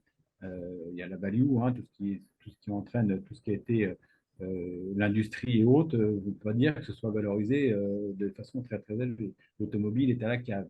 Il y a il y a plein de secteurs qui justifient qu'on s'y intéresse, en tout cas. Sauf si on joue l'effet totalement récessif de dire on va tomber en récession pour une raison ou une autre. Ça peut être une raison géopolitique ou une baisse des taux qui ne vient pas. Globalement, je dirais les marchés actions comme dans les marchés obligataires, on va avoir des écarts de performance très forts, à mon avis, sur 2024, en fonction du style de gestion, entre les valeurs grosses, entre la value. Il va y avoir des écarts de performance très importants en fonction des gérants. Et donc, je dirais, il faut rester prudent, mais il y a des choses à faire et il y a des opportunités dans ces marchés actions. Et on peut encore faire des choses et investir sur les marchés actions européens en 2024. OK. Alors, c'est l'histoire de secteur, de grosses, de value, ça me rappelle toujours. Un des premiers stages que j'ai fait dans la société, il y avait un trader américain qui était venu pour faire une conférence et expliquer, et il nous a dit, vous les Français, vous avez un problème. Vous pensez toujours qu'il faut acheter ce qui est pas cher parce que ça va finir par revenir au bon prix ou devenir cher. Nous, les Américains, on achète ce qui est cher parce qu'on sait qu'on le revendra encore plus cher et on vend ce qui est pas cher parce qu'on sait que ça finira encore moins cher. Et donc là, c'est vrai qu'on voit que l'automobile, c'est pas Jojo, on voit que les banques, c'est pas Jojo non plus. Il y a une différence entre la valorisation des banques européennes et des banques américaines qui est extrêmement forte. J'ai un chiffre en tête. Fin 97, la BNP, ça valait 100 euros. Et la BNP de fin 97, ça devait être une entité au moins moitié plus petite qu'aujourd'hui. Au moins. Je n'ai pas les chiffres en tête, mais c'est possible qu'elle ne pesait que 35 ou 40% de ce que pèse la BNP aujourd'hui. Et la BNP aujourd'hui, de tête, c'est à peine 60 euros. Ça doit être un peu moins de 60 euros. Donc on est très, très loin du compte, même si les gens qui ont acheté de la BNP depuis 2-3 ans, ils peuvent se frotter les mains parce que ça monte bien.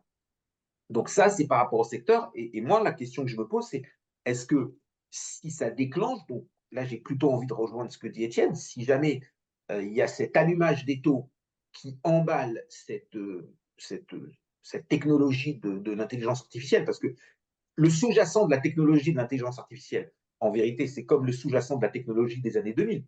On s'en fout un peu de la tech. Ce qu'on veut et ce qu'on valorise, c'est les gains de productivité qu'il y a derrière. C'est-à-dire qu'en fin de compte, dans votre société qui fera 2 fois plus de chiffres, il y aura 30% de personnel en moins parce que l'intelligence artificielle aura ruisselé à tous les niveaux de la société. Et on peut même imaginer que quand le téléphone sonne, c'est l'intelligence artificielle qui dit quel poste sonne et qui va devoir répondre à cet appel parce qu'ils auront détecté par rapport au numéro qui sera connu aux derniers échanges, aux derniers trucs, aux dernières choses. Donc c'est tout ça l'intelligence artificielle. Donc pour moi, là où je suis d'accord avec Étienne, c'est suivons ces deux déclencheurs de euh, plus les entreprises vont expliquer et vont plaider les gains de productivité qu'elles vont faire avec l'intelligence artificielle, combinés à la baisse des taux, et on peut avoir un espèce de détonateur. Et là où je suis encore d'accord avec Étienne, si on a cette espèce de détonateur, courage, fuyons l'année d'après. C'est-à-dire que ça ne détonnera pas 2 fois de suite. Et alors, là, vous allez dire, Bernard, vous avez tort parce que ça a détonné en 98, ça a détonné en 99, les ennuis sont venus après. Donc, peut-être que c'est là juste la troisième année qu'il faudra suivre et pas la deuxième. Mais là, soyons clairs avec ceux qui nous écoutent, si ça se passe, ça fera exploser vos portefeuilles, mais méfiez-vous, le coup d'après, ce sera une implosion. Et maintenant, un point sur lequel je voudrais développer avec Eric, comment est-ce qu'on trouve ces secteurs? C'est-à-dire que là, on a beaucoup de gens qui, d'ailleurs, on a Meir Ben Abraham de chez vous aussi, qui nous parle de recovery, et chaque fois qu'on discute avec lui, on lui dit, mais c'est quand? Donc la prochaine fois, je vais encore lui dire, alors Athos, on y est à la recovery ou pas encore? Faut encore être patient. Bon, heureusement qu'il ne m'a pas donné le top départ sur Athos ces derniers 12 mois, parce que c'était une course foireuse, quelle que soit l'échéance qu'on prenne. Comment est-ce qu'on va trouver ces moments qui vont nous dire, allez, c'est le temps de revenir sur l'automobile, on y est, faut y aller, le secteur est malmené, ou les banques, c'est pas possible, ou même l'industrie, parce que ce que je vous ai dit sur la BNP, j'aurais pu vous le dire sur une super valeur que tout le monde adore qui s'appelle Saint-Gobain, mais Saint-Gobain, elle était aussi dans les années 90 à 100 euros, et elle est loin du compte encore. Donc voilà. Allez, un petit focus là-dessus. Et après, je pense qu'on pourra conclure cette partie.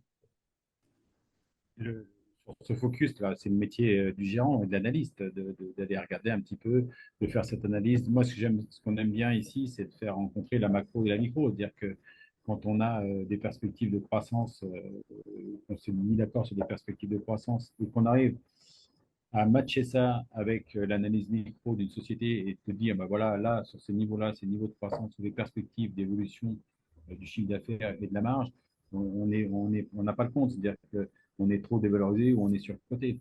Ce qui est difficile à faire c'est ce qui est le plus difficile à faire pour nous, enfin, sur la tech ou autre. C'est-à-dire que les perspectives de croissance, effectivement, elles sont dithyrambiques, mais elles sont déjà très, très, très bien valorisées. C'est-à-dire qu'il ne faut pas qu'il y ait un accident ou une déception sur cette base-là. C'est pour ça que les niveaux de valorisation sont extrêmement élevés. Mais comme on l'a eu dans les années 2000 avec Internet, c'est-à-dire que c'est des game changers. Là, il y a une rupture, une vraie rupture.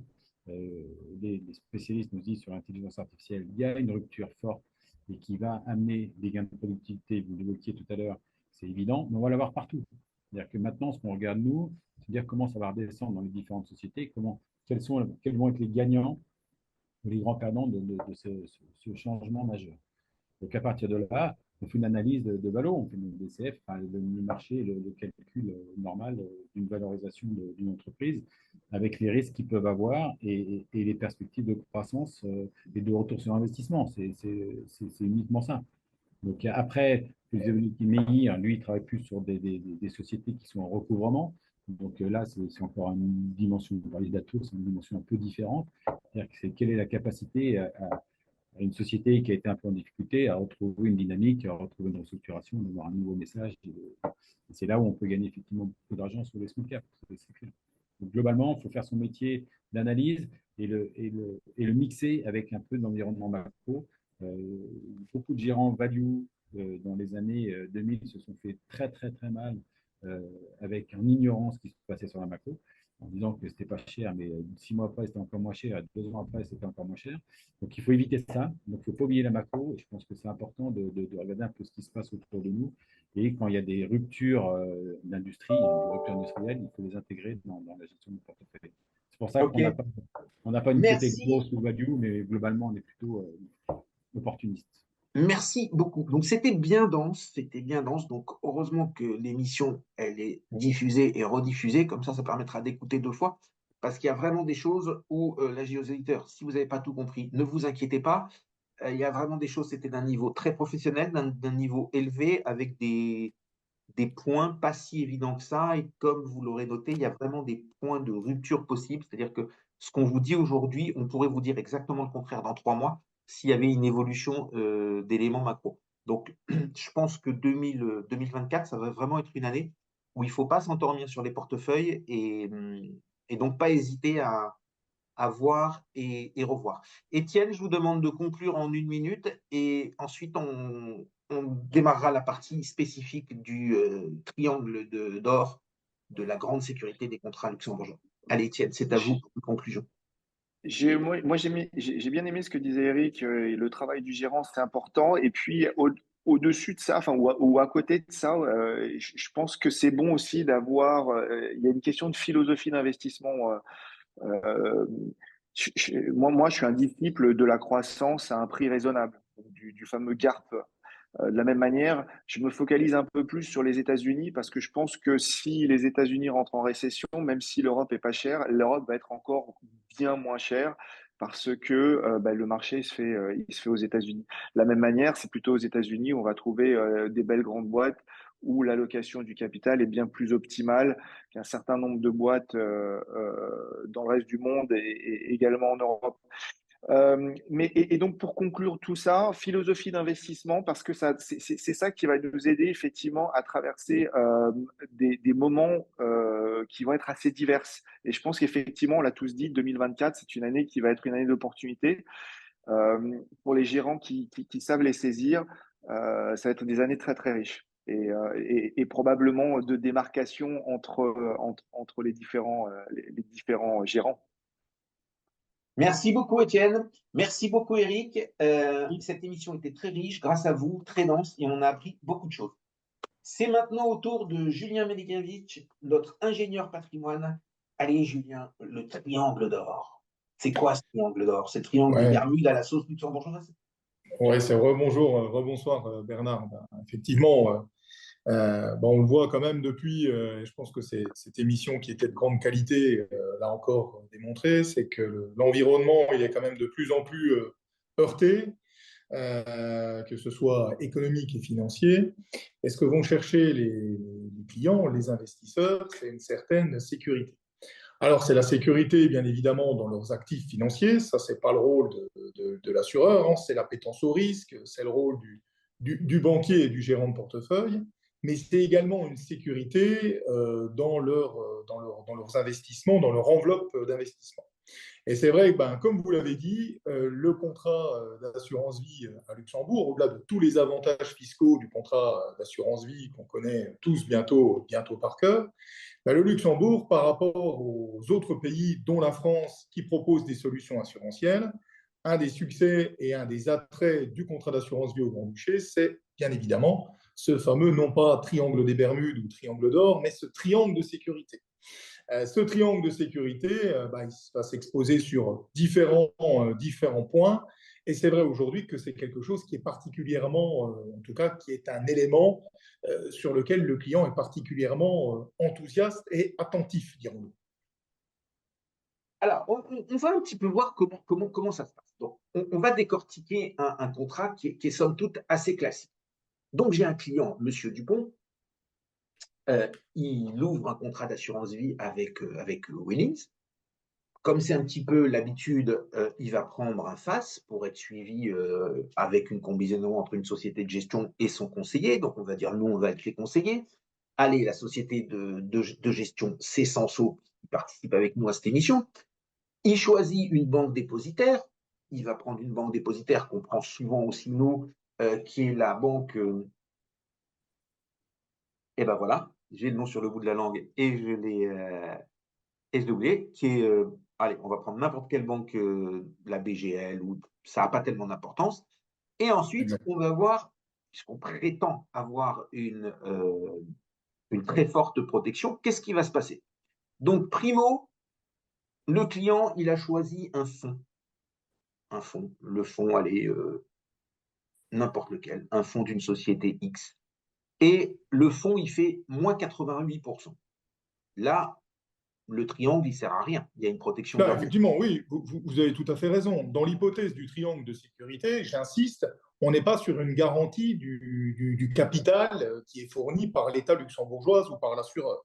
Le triangle de sécurité, ce n'est pas une immunité contre le fait que vos actifs financiers aient perdu ou que votre gérant se soit planté ou que le fonds d'investissement ait été à la casse. C'est simplement une protection contre une éventuelle faillite ou liquidation de la compagnie d'assurance. Et lorsque vous décortiquez, Alors attendez, qu'on soit bien d'accord. Allez-y, je vous en prie.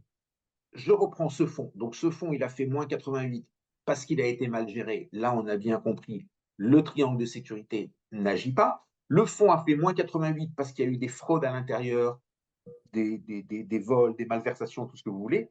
Le triangle de sécurité n'agit pas non plus. N'agit pas non plus. Je le répète, le triangle de sécurité, c'est que dans l'hypothèse, vous avez une faillite de la compagnie. C'est-à-dire que lorsqu'on reprend en détail votre dossier, lorsque vous souscrivez votre client un contrat auprès de Willings, nous allons ségréguer les actifs qui sont représentatifs des engagements des clients. Qu'est-ce que c'est ce mot savant de ségrégation des actifs? C'est-à-dire que la prime d'assurance que vous, en tant que client, vous allez nous verser pour travailler en contrat d'assurance vie à Luxembourg. Vous avez choisi votre allocation d'actifs, etc., votre fonds d'investissement, mais ça, nous, à la limite, peu nous importe.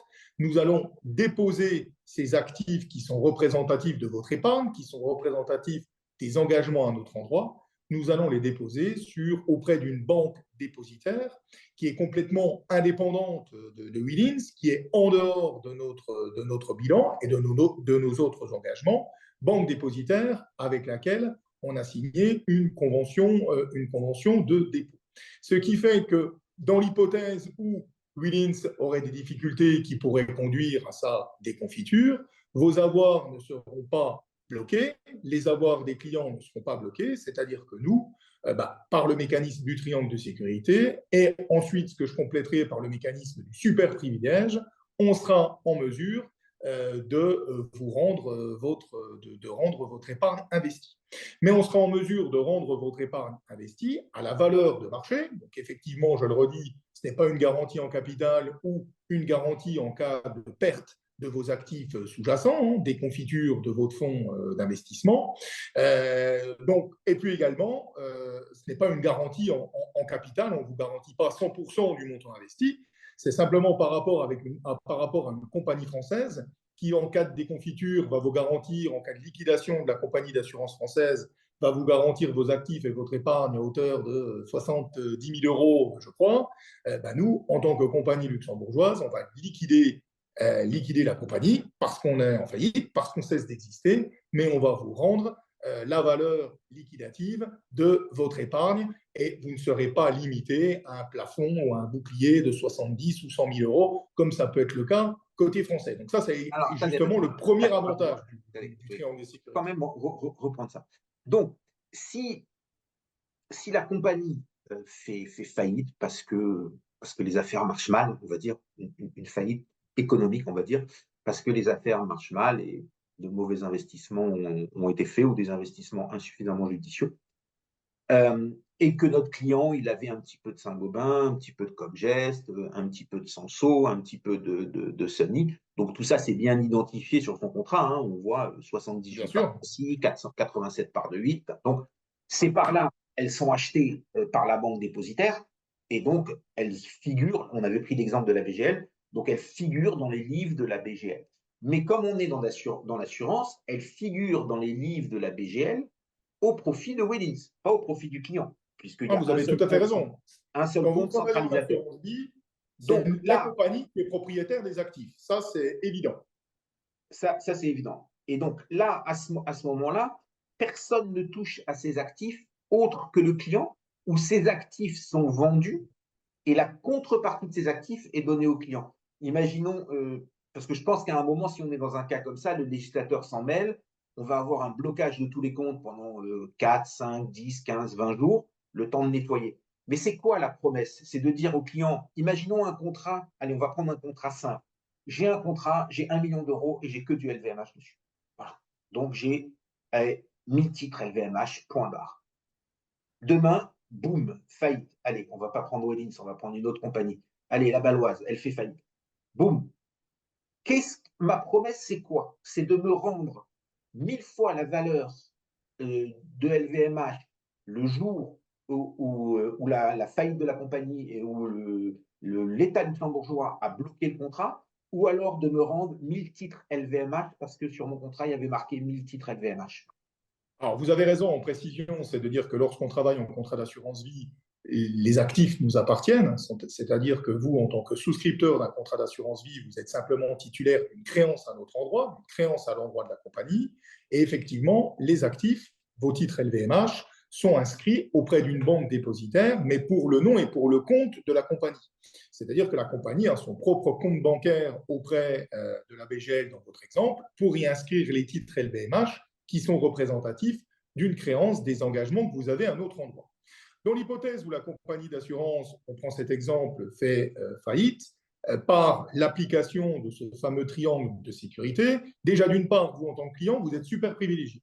C'est-à-dire que vous allez venir sur la liquidation en priorité de tout autre acteur qui opère avec la compagnie, même devant les salariés, même devant l'État luxembourgeois. Dans le panier de liquidation de la compagnie qui a fait faillite, la loi va nous obliger, le législateur va s'en mêler, mais la loi va nous obliger à désintéresser en premier lieu les clients, bien avant de payer nos impôts et bien avant même encore de payer d'éventuelles indemnités de licenciement aux salariés. Ça, c'est justement un des premiers points du triangle, en tout cas du mécanisme de protection luxembourgeoise, ce super privilège.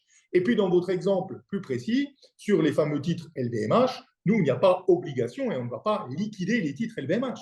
Vous avez investi en titre LVMH, ce n'est pas LVMH qui a fait faillite, ce n'est pas votre gérant financier qui a fait faillite, c'est la compagnie, c'est le support sur lequel vous aviez investi. Donc nous, on va vous rendre la valeur des titres LVMH, les 1000 titres LVMH que vous aviez, bien évidemment, on va vous les rendre à la valeur de marché, ce qui est complètement indépendant de la situation économique de la compagnie. Donc c'est vrai qu'il faut avoir ça en tête. Le premier point en tête, c'est le super privilège. J'ai une compagnie d'assurance vie qui fait faillite au Luxembourg. Je suis super privilégié pour récupérer ma créance. C'est-à-dire que sur le panier, sur la liquidation, force à moi me sera donnée bien avant le salarié, bien avant l'État, bien avant tout ce que vous voulez. Ça, ce n'est pas le cas par rapport à une compagnie française où là, vous êtes en tant que client, souscripteur d'un contrat d'assurance vie auprès d'une compagnie française, vous êtes simplement créancier chirographaire. Donc, vous êtes à égalité avec les autres. Et puis, le deuxième point, la compagnie luxembourgeoise a fait faillite. Il n'y a pas de limitation d'indemnité à 70 ou 100 000 euros. Vous avez X dizaines de millions de titres LVMH. Ce n'est pas LVMH qui a fait faillite. Nous, on vous dit, cher monsieur, cher Bernard, la compagnie n'existe plus. Par contre, on vous rend les X millions de titres LVMH que vous avez. On vous les, en quelque sorte, redonne sur votre compte bancaire. Et ces titres ne font pas partie de la liquidation, du panier de liquidation de la compagnie. Alors, techniquement, en réalité, ça ne se passe pas comme ça. Techniquement, arrêtez-moi si je me trompe, c'est l'État luxembourgeois qui va s'en mêler et qui va dire, Oui. bon, allez, les contrats qui étaient à la Baloise, Willings, vous les reprenez. Voilà, vous avez 6382 contrats. Ils vont chez vous. On assure la continuité. Déjà, ça, c'est une question. Est-ce qu'on assure la continuité du contrat au client ou est-ce que l'État pourrait dire, non, on rend le fric, il n'y a plus de contrat d'assurance vie, j'ai pas de repreneur, j'ai pas de truc, j'ai pas de machin. Donc, attendez avant de répondre.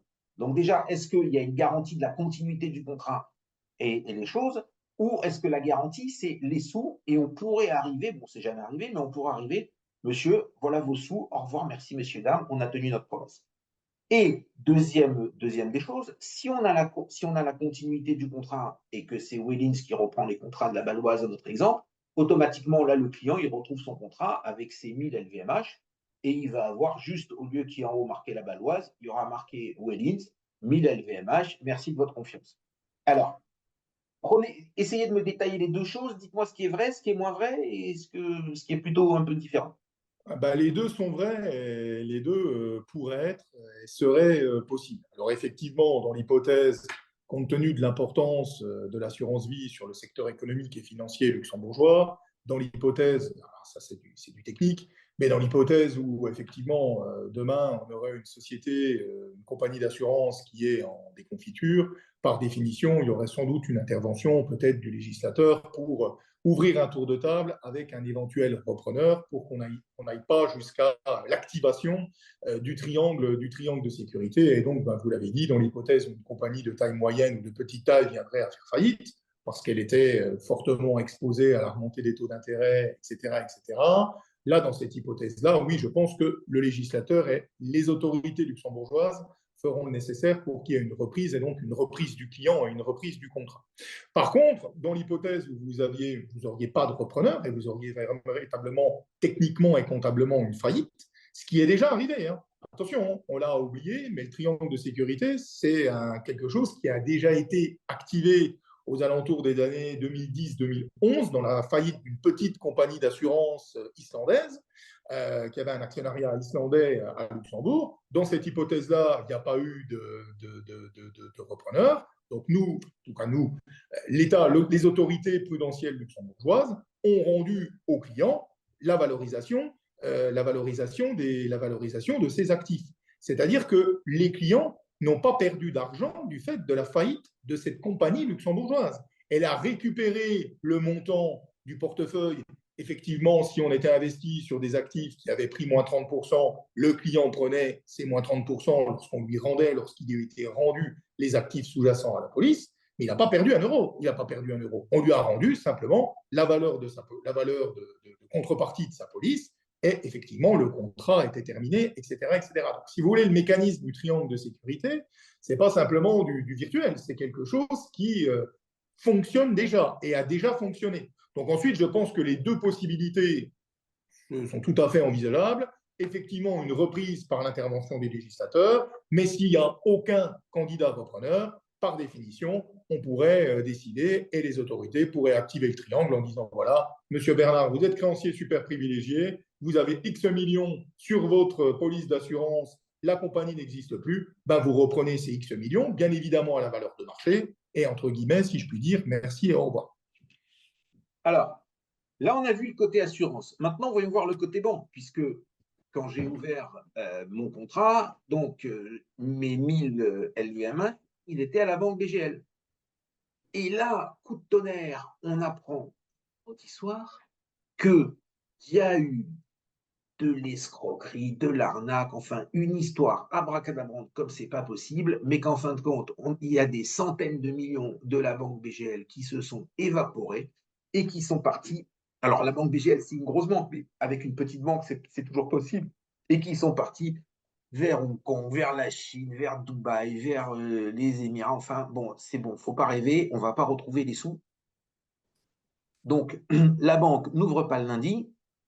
Cette fois-ci, la compagnie d'assurance, elle a fait aucune faute, mais dans la banque, il n'y a pas les sous, il n'y a pas les titres, il n'y a pas les trucs. Donc déjà, première chose, est-ce que ça, c'est une raison pour la compagnie d'assurance de ne pas rembourser le client? C'est-à-dire, moi, client, ben, juste à ce moment-là, j'ai besoin de 500 000 balles, je dis, il me faut un virement de 500 000.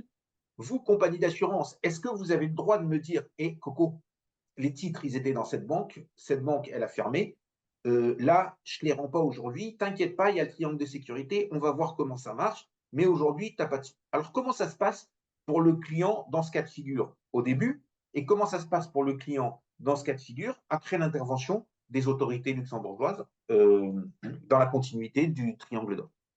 Alors ça aussi, c'est quelque chose, effectivement, il faut bien distinguer, vous avez raison, parce qu'il y a souvent des confusions entre compagnies d'assurance et banques dépositaires,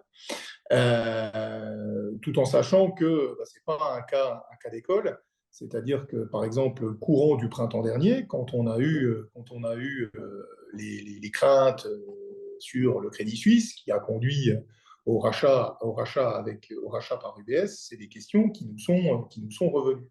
Donc le triangle de sécurité, il ne couvre, comme vous l'avez dit et comme on l'a rappelé tout à l'heure, le compte bancaire, il est à notre nom, donc ce sur quoi est investi les actifs est au nom du LINS. Par contre, le triangle de sécurité ne couvre pas le cash. Le triangle de sécurité couvre simplement les actifs qui sont investis. Donc, dans l'hypothèse où on reprend votre exemple, vous restez investi en cash dans votre portefeuille qui était sur la banque dépositaire qui elle a fait faillite, ce n'est pas la compagnie, c'est du côté bancaire, on n'est pas soumis au mécanisme de triangle de sécurité. Si vous étiez investi sur des actions ou des fonds, là, le mécanisme pourrait s'activer et les autorités et le législateur intervenir en disant aujourd'hui, il y a encore des actifs qui sont investis, ils ne font pas partie de l'actif liquidable de la banque et donc vous pouvez éventuellement récupérer la valeur de ces fonds. Ce qui explique par exemple que l'année dernière, pour reprendre quelque chose d'actualité, puisqu'on travaille avec 200 gérants, mais on travaille avec 200 banques dépositaires, dans l'hypothèse de UBS Crédit Suisse UBS plutôt dans ce sens-là, on a eu des warnings, on a eu un audit, et de dire aux gérants financiers, qui n'étaient pas forcément les gérants de Crédit Suisse, bien évidemment, vous vous en doutez, Bernard, de dire, attendez, vous avez ouvert un compte auprès du client Bernard chez une banque dépositaire qui s'appelle Crédit Suisse. Aujourd'hui, on ne sait pas trop ce qui se passe chez Crédit Suisse. Vous avez un réservoir de cash relativement important sur ce compte banque dépositaire qui représente les engagements de votre client parce qu'il y a des tombées de dividendes, parce que vous avez fait des achats-reventes, peu importe. Nous, on vous informe juste que compte tenu de ce qui se passe autour de Crédit Suisse et dont on ne sait pas où ça va, sur quoi ça va déboucher, ben, on vous demande d'investir et donc on va faire la chasse au cash dans les portefeuilles, dans les portefeuilles des clients qui sont gérés pour leur dire soyez investis, faites même de la SICAV monétaire, faites même un fonds d'investissement monétaire pour pouvoir profiter du triangle de sécurité, à savoir dans l'exemple, si la banque dépositaire vient à faire faillite, comme vous serez investi sur de l'action ou du fonds, vous pourrez bénéficier du mécanisme de triangle de sécurité et donc les avoirs de vos clients sont protégés. C'est ce qu'on appelle, on l'a fait aussi il y a quelques années avec la Commerzbank, c'était le même principe. Quand on a eu des craintes, etc., on a fait une chasse au cash en disant vous avez un dépositaire Commerzbank, vous gérez, achetez quelque chose, laissez le moins de cash possible sur le compte de la Commerzbank pour que votre client qui a travaillé en contrat d'assurance vie chez Willins, qui travaille en contrat d'assurance vie chez Willins, puisse profiter du mécanisme de triangle de sécurité. Donc, c'est quand même un mécanisme qui est parmi les plus protecteurs de l'épargnant en Europe, ce mécanisme du triangle de sécurité. Alors, maintenant, on en vient à ma dernière question. Donc, on a bien compris à votre réponse que le cash n'est pas protégé. Donc, ça, que les clients l'aient bien en tête. Donc, si vous avez 3-4% de cash qui traîne sur votre compte, il n'y a pas péril dans la demeure, mais même ça, ce n'est pas drôle de perdre Oui, idéalement, idéalement, il faut l'investir. de son patrimoine. Mais en tout cas, les quantités de cash, c'est interdit, il ne faut pas. Alors, maintenant, c'est un peu fini parce que comme l'argent est rémunéré, personne ne laisse du cash. Mais jusqu'à il y a un an, quand l'argent était rémunéré négativement ou 0,1 et qu'il y avait des frais de transaction Clair. minimum d'achat et de vente, des fois, c'était plus intéressant d'avoir du cash en attendant de l'investir que de faire un mouvement transitoire. Et donc, ma dernière question, c'est quid du fonds euro? Parce que vous dites, nous n'avons pas de fonds euro. C'est vrai et c'est faux. En vérité, la vérité, nous n'en avons plus. Mais vous en aviez un. Donc, il y a encore des petits bouts de fonds euros qui traînent. Et là, on va généraliser pour l'ensemble de la place et pas parler que de Wellins. Donc, Wellins, quid des fonds euros, puisqu'il peut encore y avoir des bouts de fonds euros. Moi, je crois que j'ai encore un ou deux clients qui a quelques dizaines de milliers d'euros chez vous en fonds euros. On a aussi sur la place luxembourgeoise deux types de fonds euros. Le premier, bon, ben, c'est des fonds euros luxembourgeois, donc classique. Et le deuxième, il y a certaines compagnies d'assurance, souvent c'est des filiales de compagnies d'assurance françaises ou des choses comme Bien ça, sûr. qui ont à l'intérieur de leur contrat luxembourgeois un fonds euro français. Donc voilà, si vous pouviez un petit peu nous faire Alors là, une petite effectivement, on explication sort un là-dessus. petit peu du mécanisme, luxembourgeois du triangle de sécurité et du mécanisme de créancier super privilégié en cas de problème de la compagnie. Effectivement, sur la France, ça a été voté en 2016 ou 2017, la loi Sapin 2, qui prévoit justement qu'en cas de risque systémique, qu'en cas de risque pouvant amener à la faillite d'une compagnie d'assurance, typiquement la remontée des taux d'intérêt de manière brutale qui empêcherait effectivement le rachat lorsque vous êtes sous fonds euro, et bien pour éviter, pour stabiliser la situation, les pouvoirs publics interviendraient côté français en disant voilà, Monsieur Bernard, vous avez une police d'assurance investie en fonds euros auprès de cette compagnie. Aujourd'hui, elle est en situation fragile systémiquement. Pour aplanir la situation et se donner la chance de la sauver, vous n'aurez pas d'assurance run, donc vous ne pourrez pas récupérer le montant de votre épargne, mais durant une durée de 3 mois renouvelable une fois, donc jusqu'à 6 mois, vous ne pouvez pas récupérer votre argent et vous ne pouvez pas faire de rachat partiel ou total. Donc vous en doutez que ça, c'est quelque chose qui a assez longuement secoué le landerneau de l'assurance, plus précisément dans un contexte un petit peu anxiogène, électoralement en 2016-2017, comme on avait connu, avec l'extrême droite en France au second tour, bien évidemment l'élection de Trump, etc., etc. Il faut faire, comme vous l'avez fait, le distinguo. Nous, chez Willins, par définition, comme vous l'avez dit, on ne travaille plus en fonds euros. Le fonds euro, on l'a fermé. On en a encore quelques réminiscences pour quelques millions d'euros. On est clair, on n'est pas dans le scope de la loi Sapin 2, puisque par définition, on est une compagnie 100% indépendante au Luxembourg. On n'a pas de fonds euros qui est éventuellement réassuré sur la France. Donc, nous, c'est clair, la loi Sapin 2 peut s'activer côté français, quand bien même le marché français est pour Willins le premier marché de la compagnie est de loin, ça n'a aucun impact pour vous.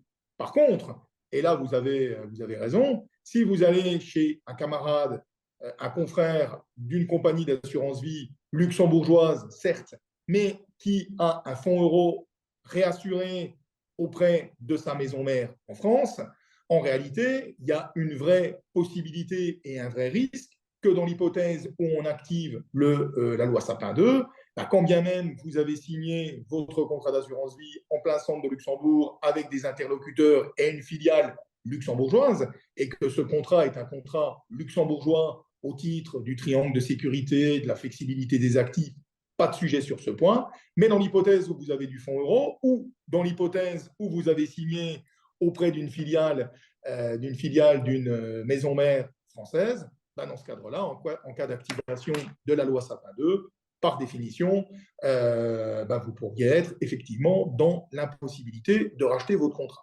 Donc, je devrais dire que nous, chez Willins, on est doublement protégés. On est protégé déjà d'une part parce qu'on est complètement indépendant. On n'a pas de maison mère ou de filiale en France, donc on y tient. On n'est pas sous les fourches codines des autorités prudentielles françaises. Ça, c'est le premier mécanisme de protection. Et le deuxième mécanisme, c'est qu'on n'a pas de fonds euros. Donc, dans l'hypothèse d'une remontée et dans l'hypothèse, et vous l'avez évoqué tout à l'heure, dans le cadre de l'émission, et je partage votre point de vue, le dumping sur le fonds euro, il est quand même extrêmement important auprès de compagnies françaises qui promettent des taux vraiment en cassant la baraque, et je suis de votre avis, ça va un jour mal finir. Nous, dans cette hypothèse-là, comme on n'a pas de fonds euro, on est également immunisé. Et puis, bien sûr, sur tout ce qui est gestion financière, gestion sur les marchés financiers, actions ou obligations, on s'appuie et on s'articule sur le triangle de sécurité. Vous savez, pour conclure, ce triangle de sécurité, c'est vrai que quand vous en parlez à un épargnant français, il vous dit oui, on a eu la crise financière de 2008, 2009, mais c'est vrai, vous n'avez aucun client qui a perdu de l'argent, vous n'avez en tout cas par le défaut ou par la faillite d'une banque ou d'une compagnie d'assurance. Si vous discutez avec des clients espagnols ou des clients portugais, des clients espagnols, vous avez certaines petites banques régionales qui ont fait faillite suite à la crise de 2008-2009. Donc pour eux, le mécanisme de triangle de sécurité, c'est quelque chose qui est particulièrement important et qui n'est pas simplement un argument marketing. Eh bien, c'est sur ces très bonnes paroles que nous allons nous quitter. Merci beaucoup, Julien. Merci beaucoup. Avec grand plaisir, Bernard. À très bientôt. On a vraiment fait une émission très, très dense. C'était de très bonne qualité, je dois vous dire. Parce qu'il y a des choses qui sont denses. Vous verrez qu'il y a même des passages ou des éléments de réflexion des deux gérants qui pourraient changer votre point de vue ou qui pourraient changer des points de vue ou nécessiteraient des discussions. En tout cas, merci à tous. Merci à vous, Julien. À très bientôt. Bonne soirée. Pour une prochaine émission. Au revoir et à bientôt. Au revoir. La French Radio. Portugal.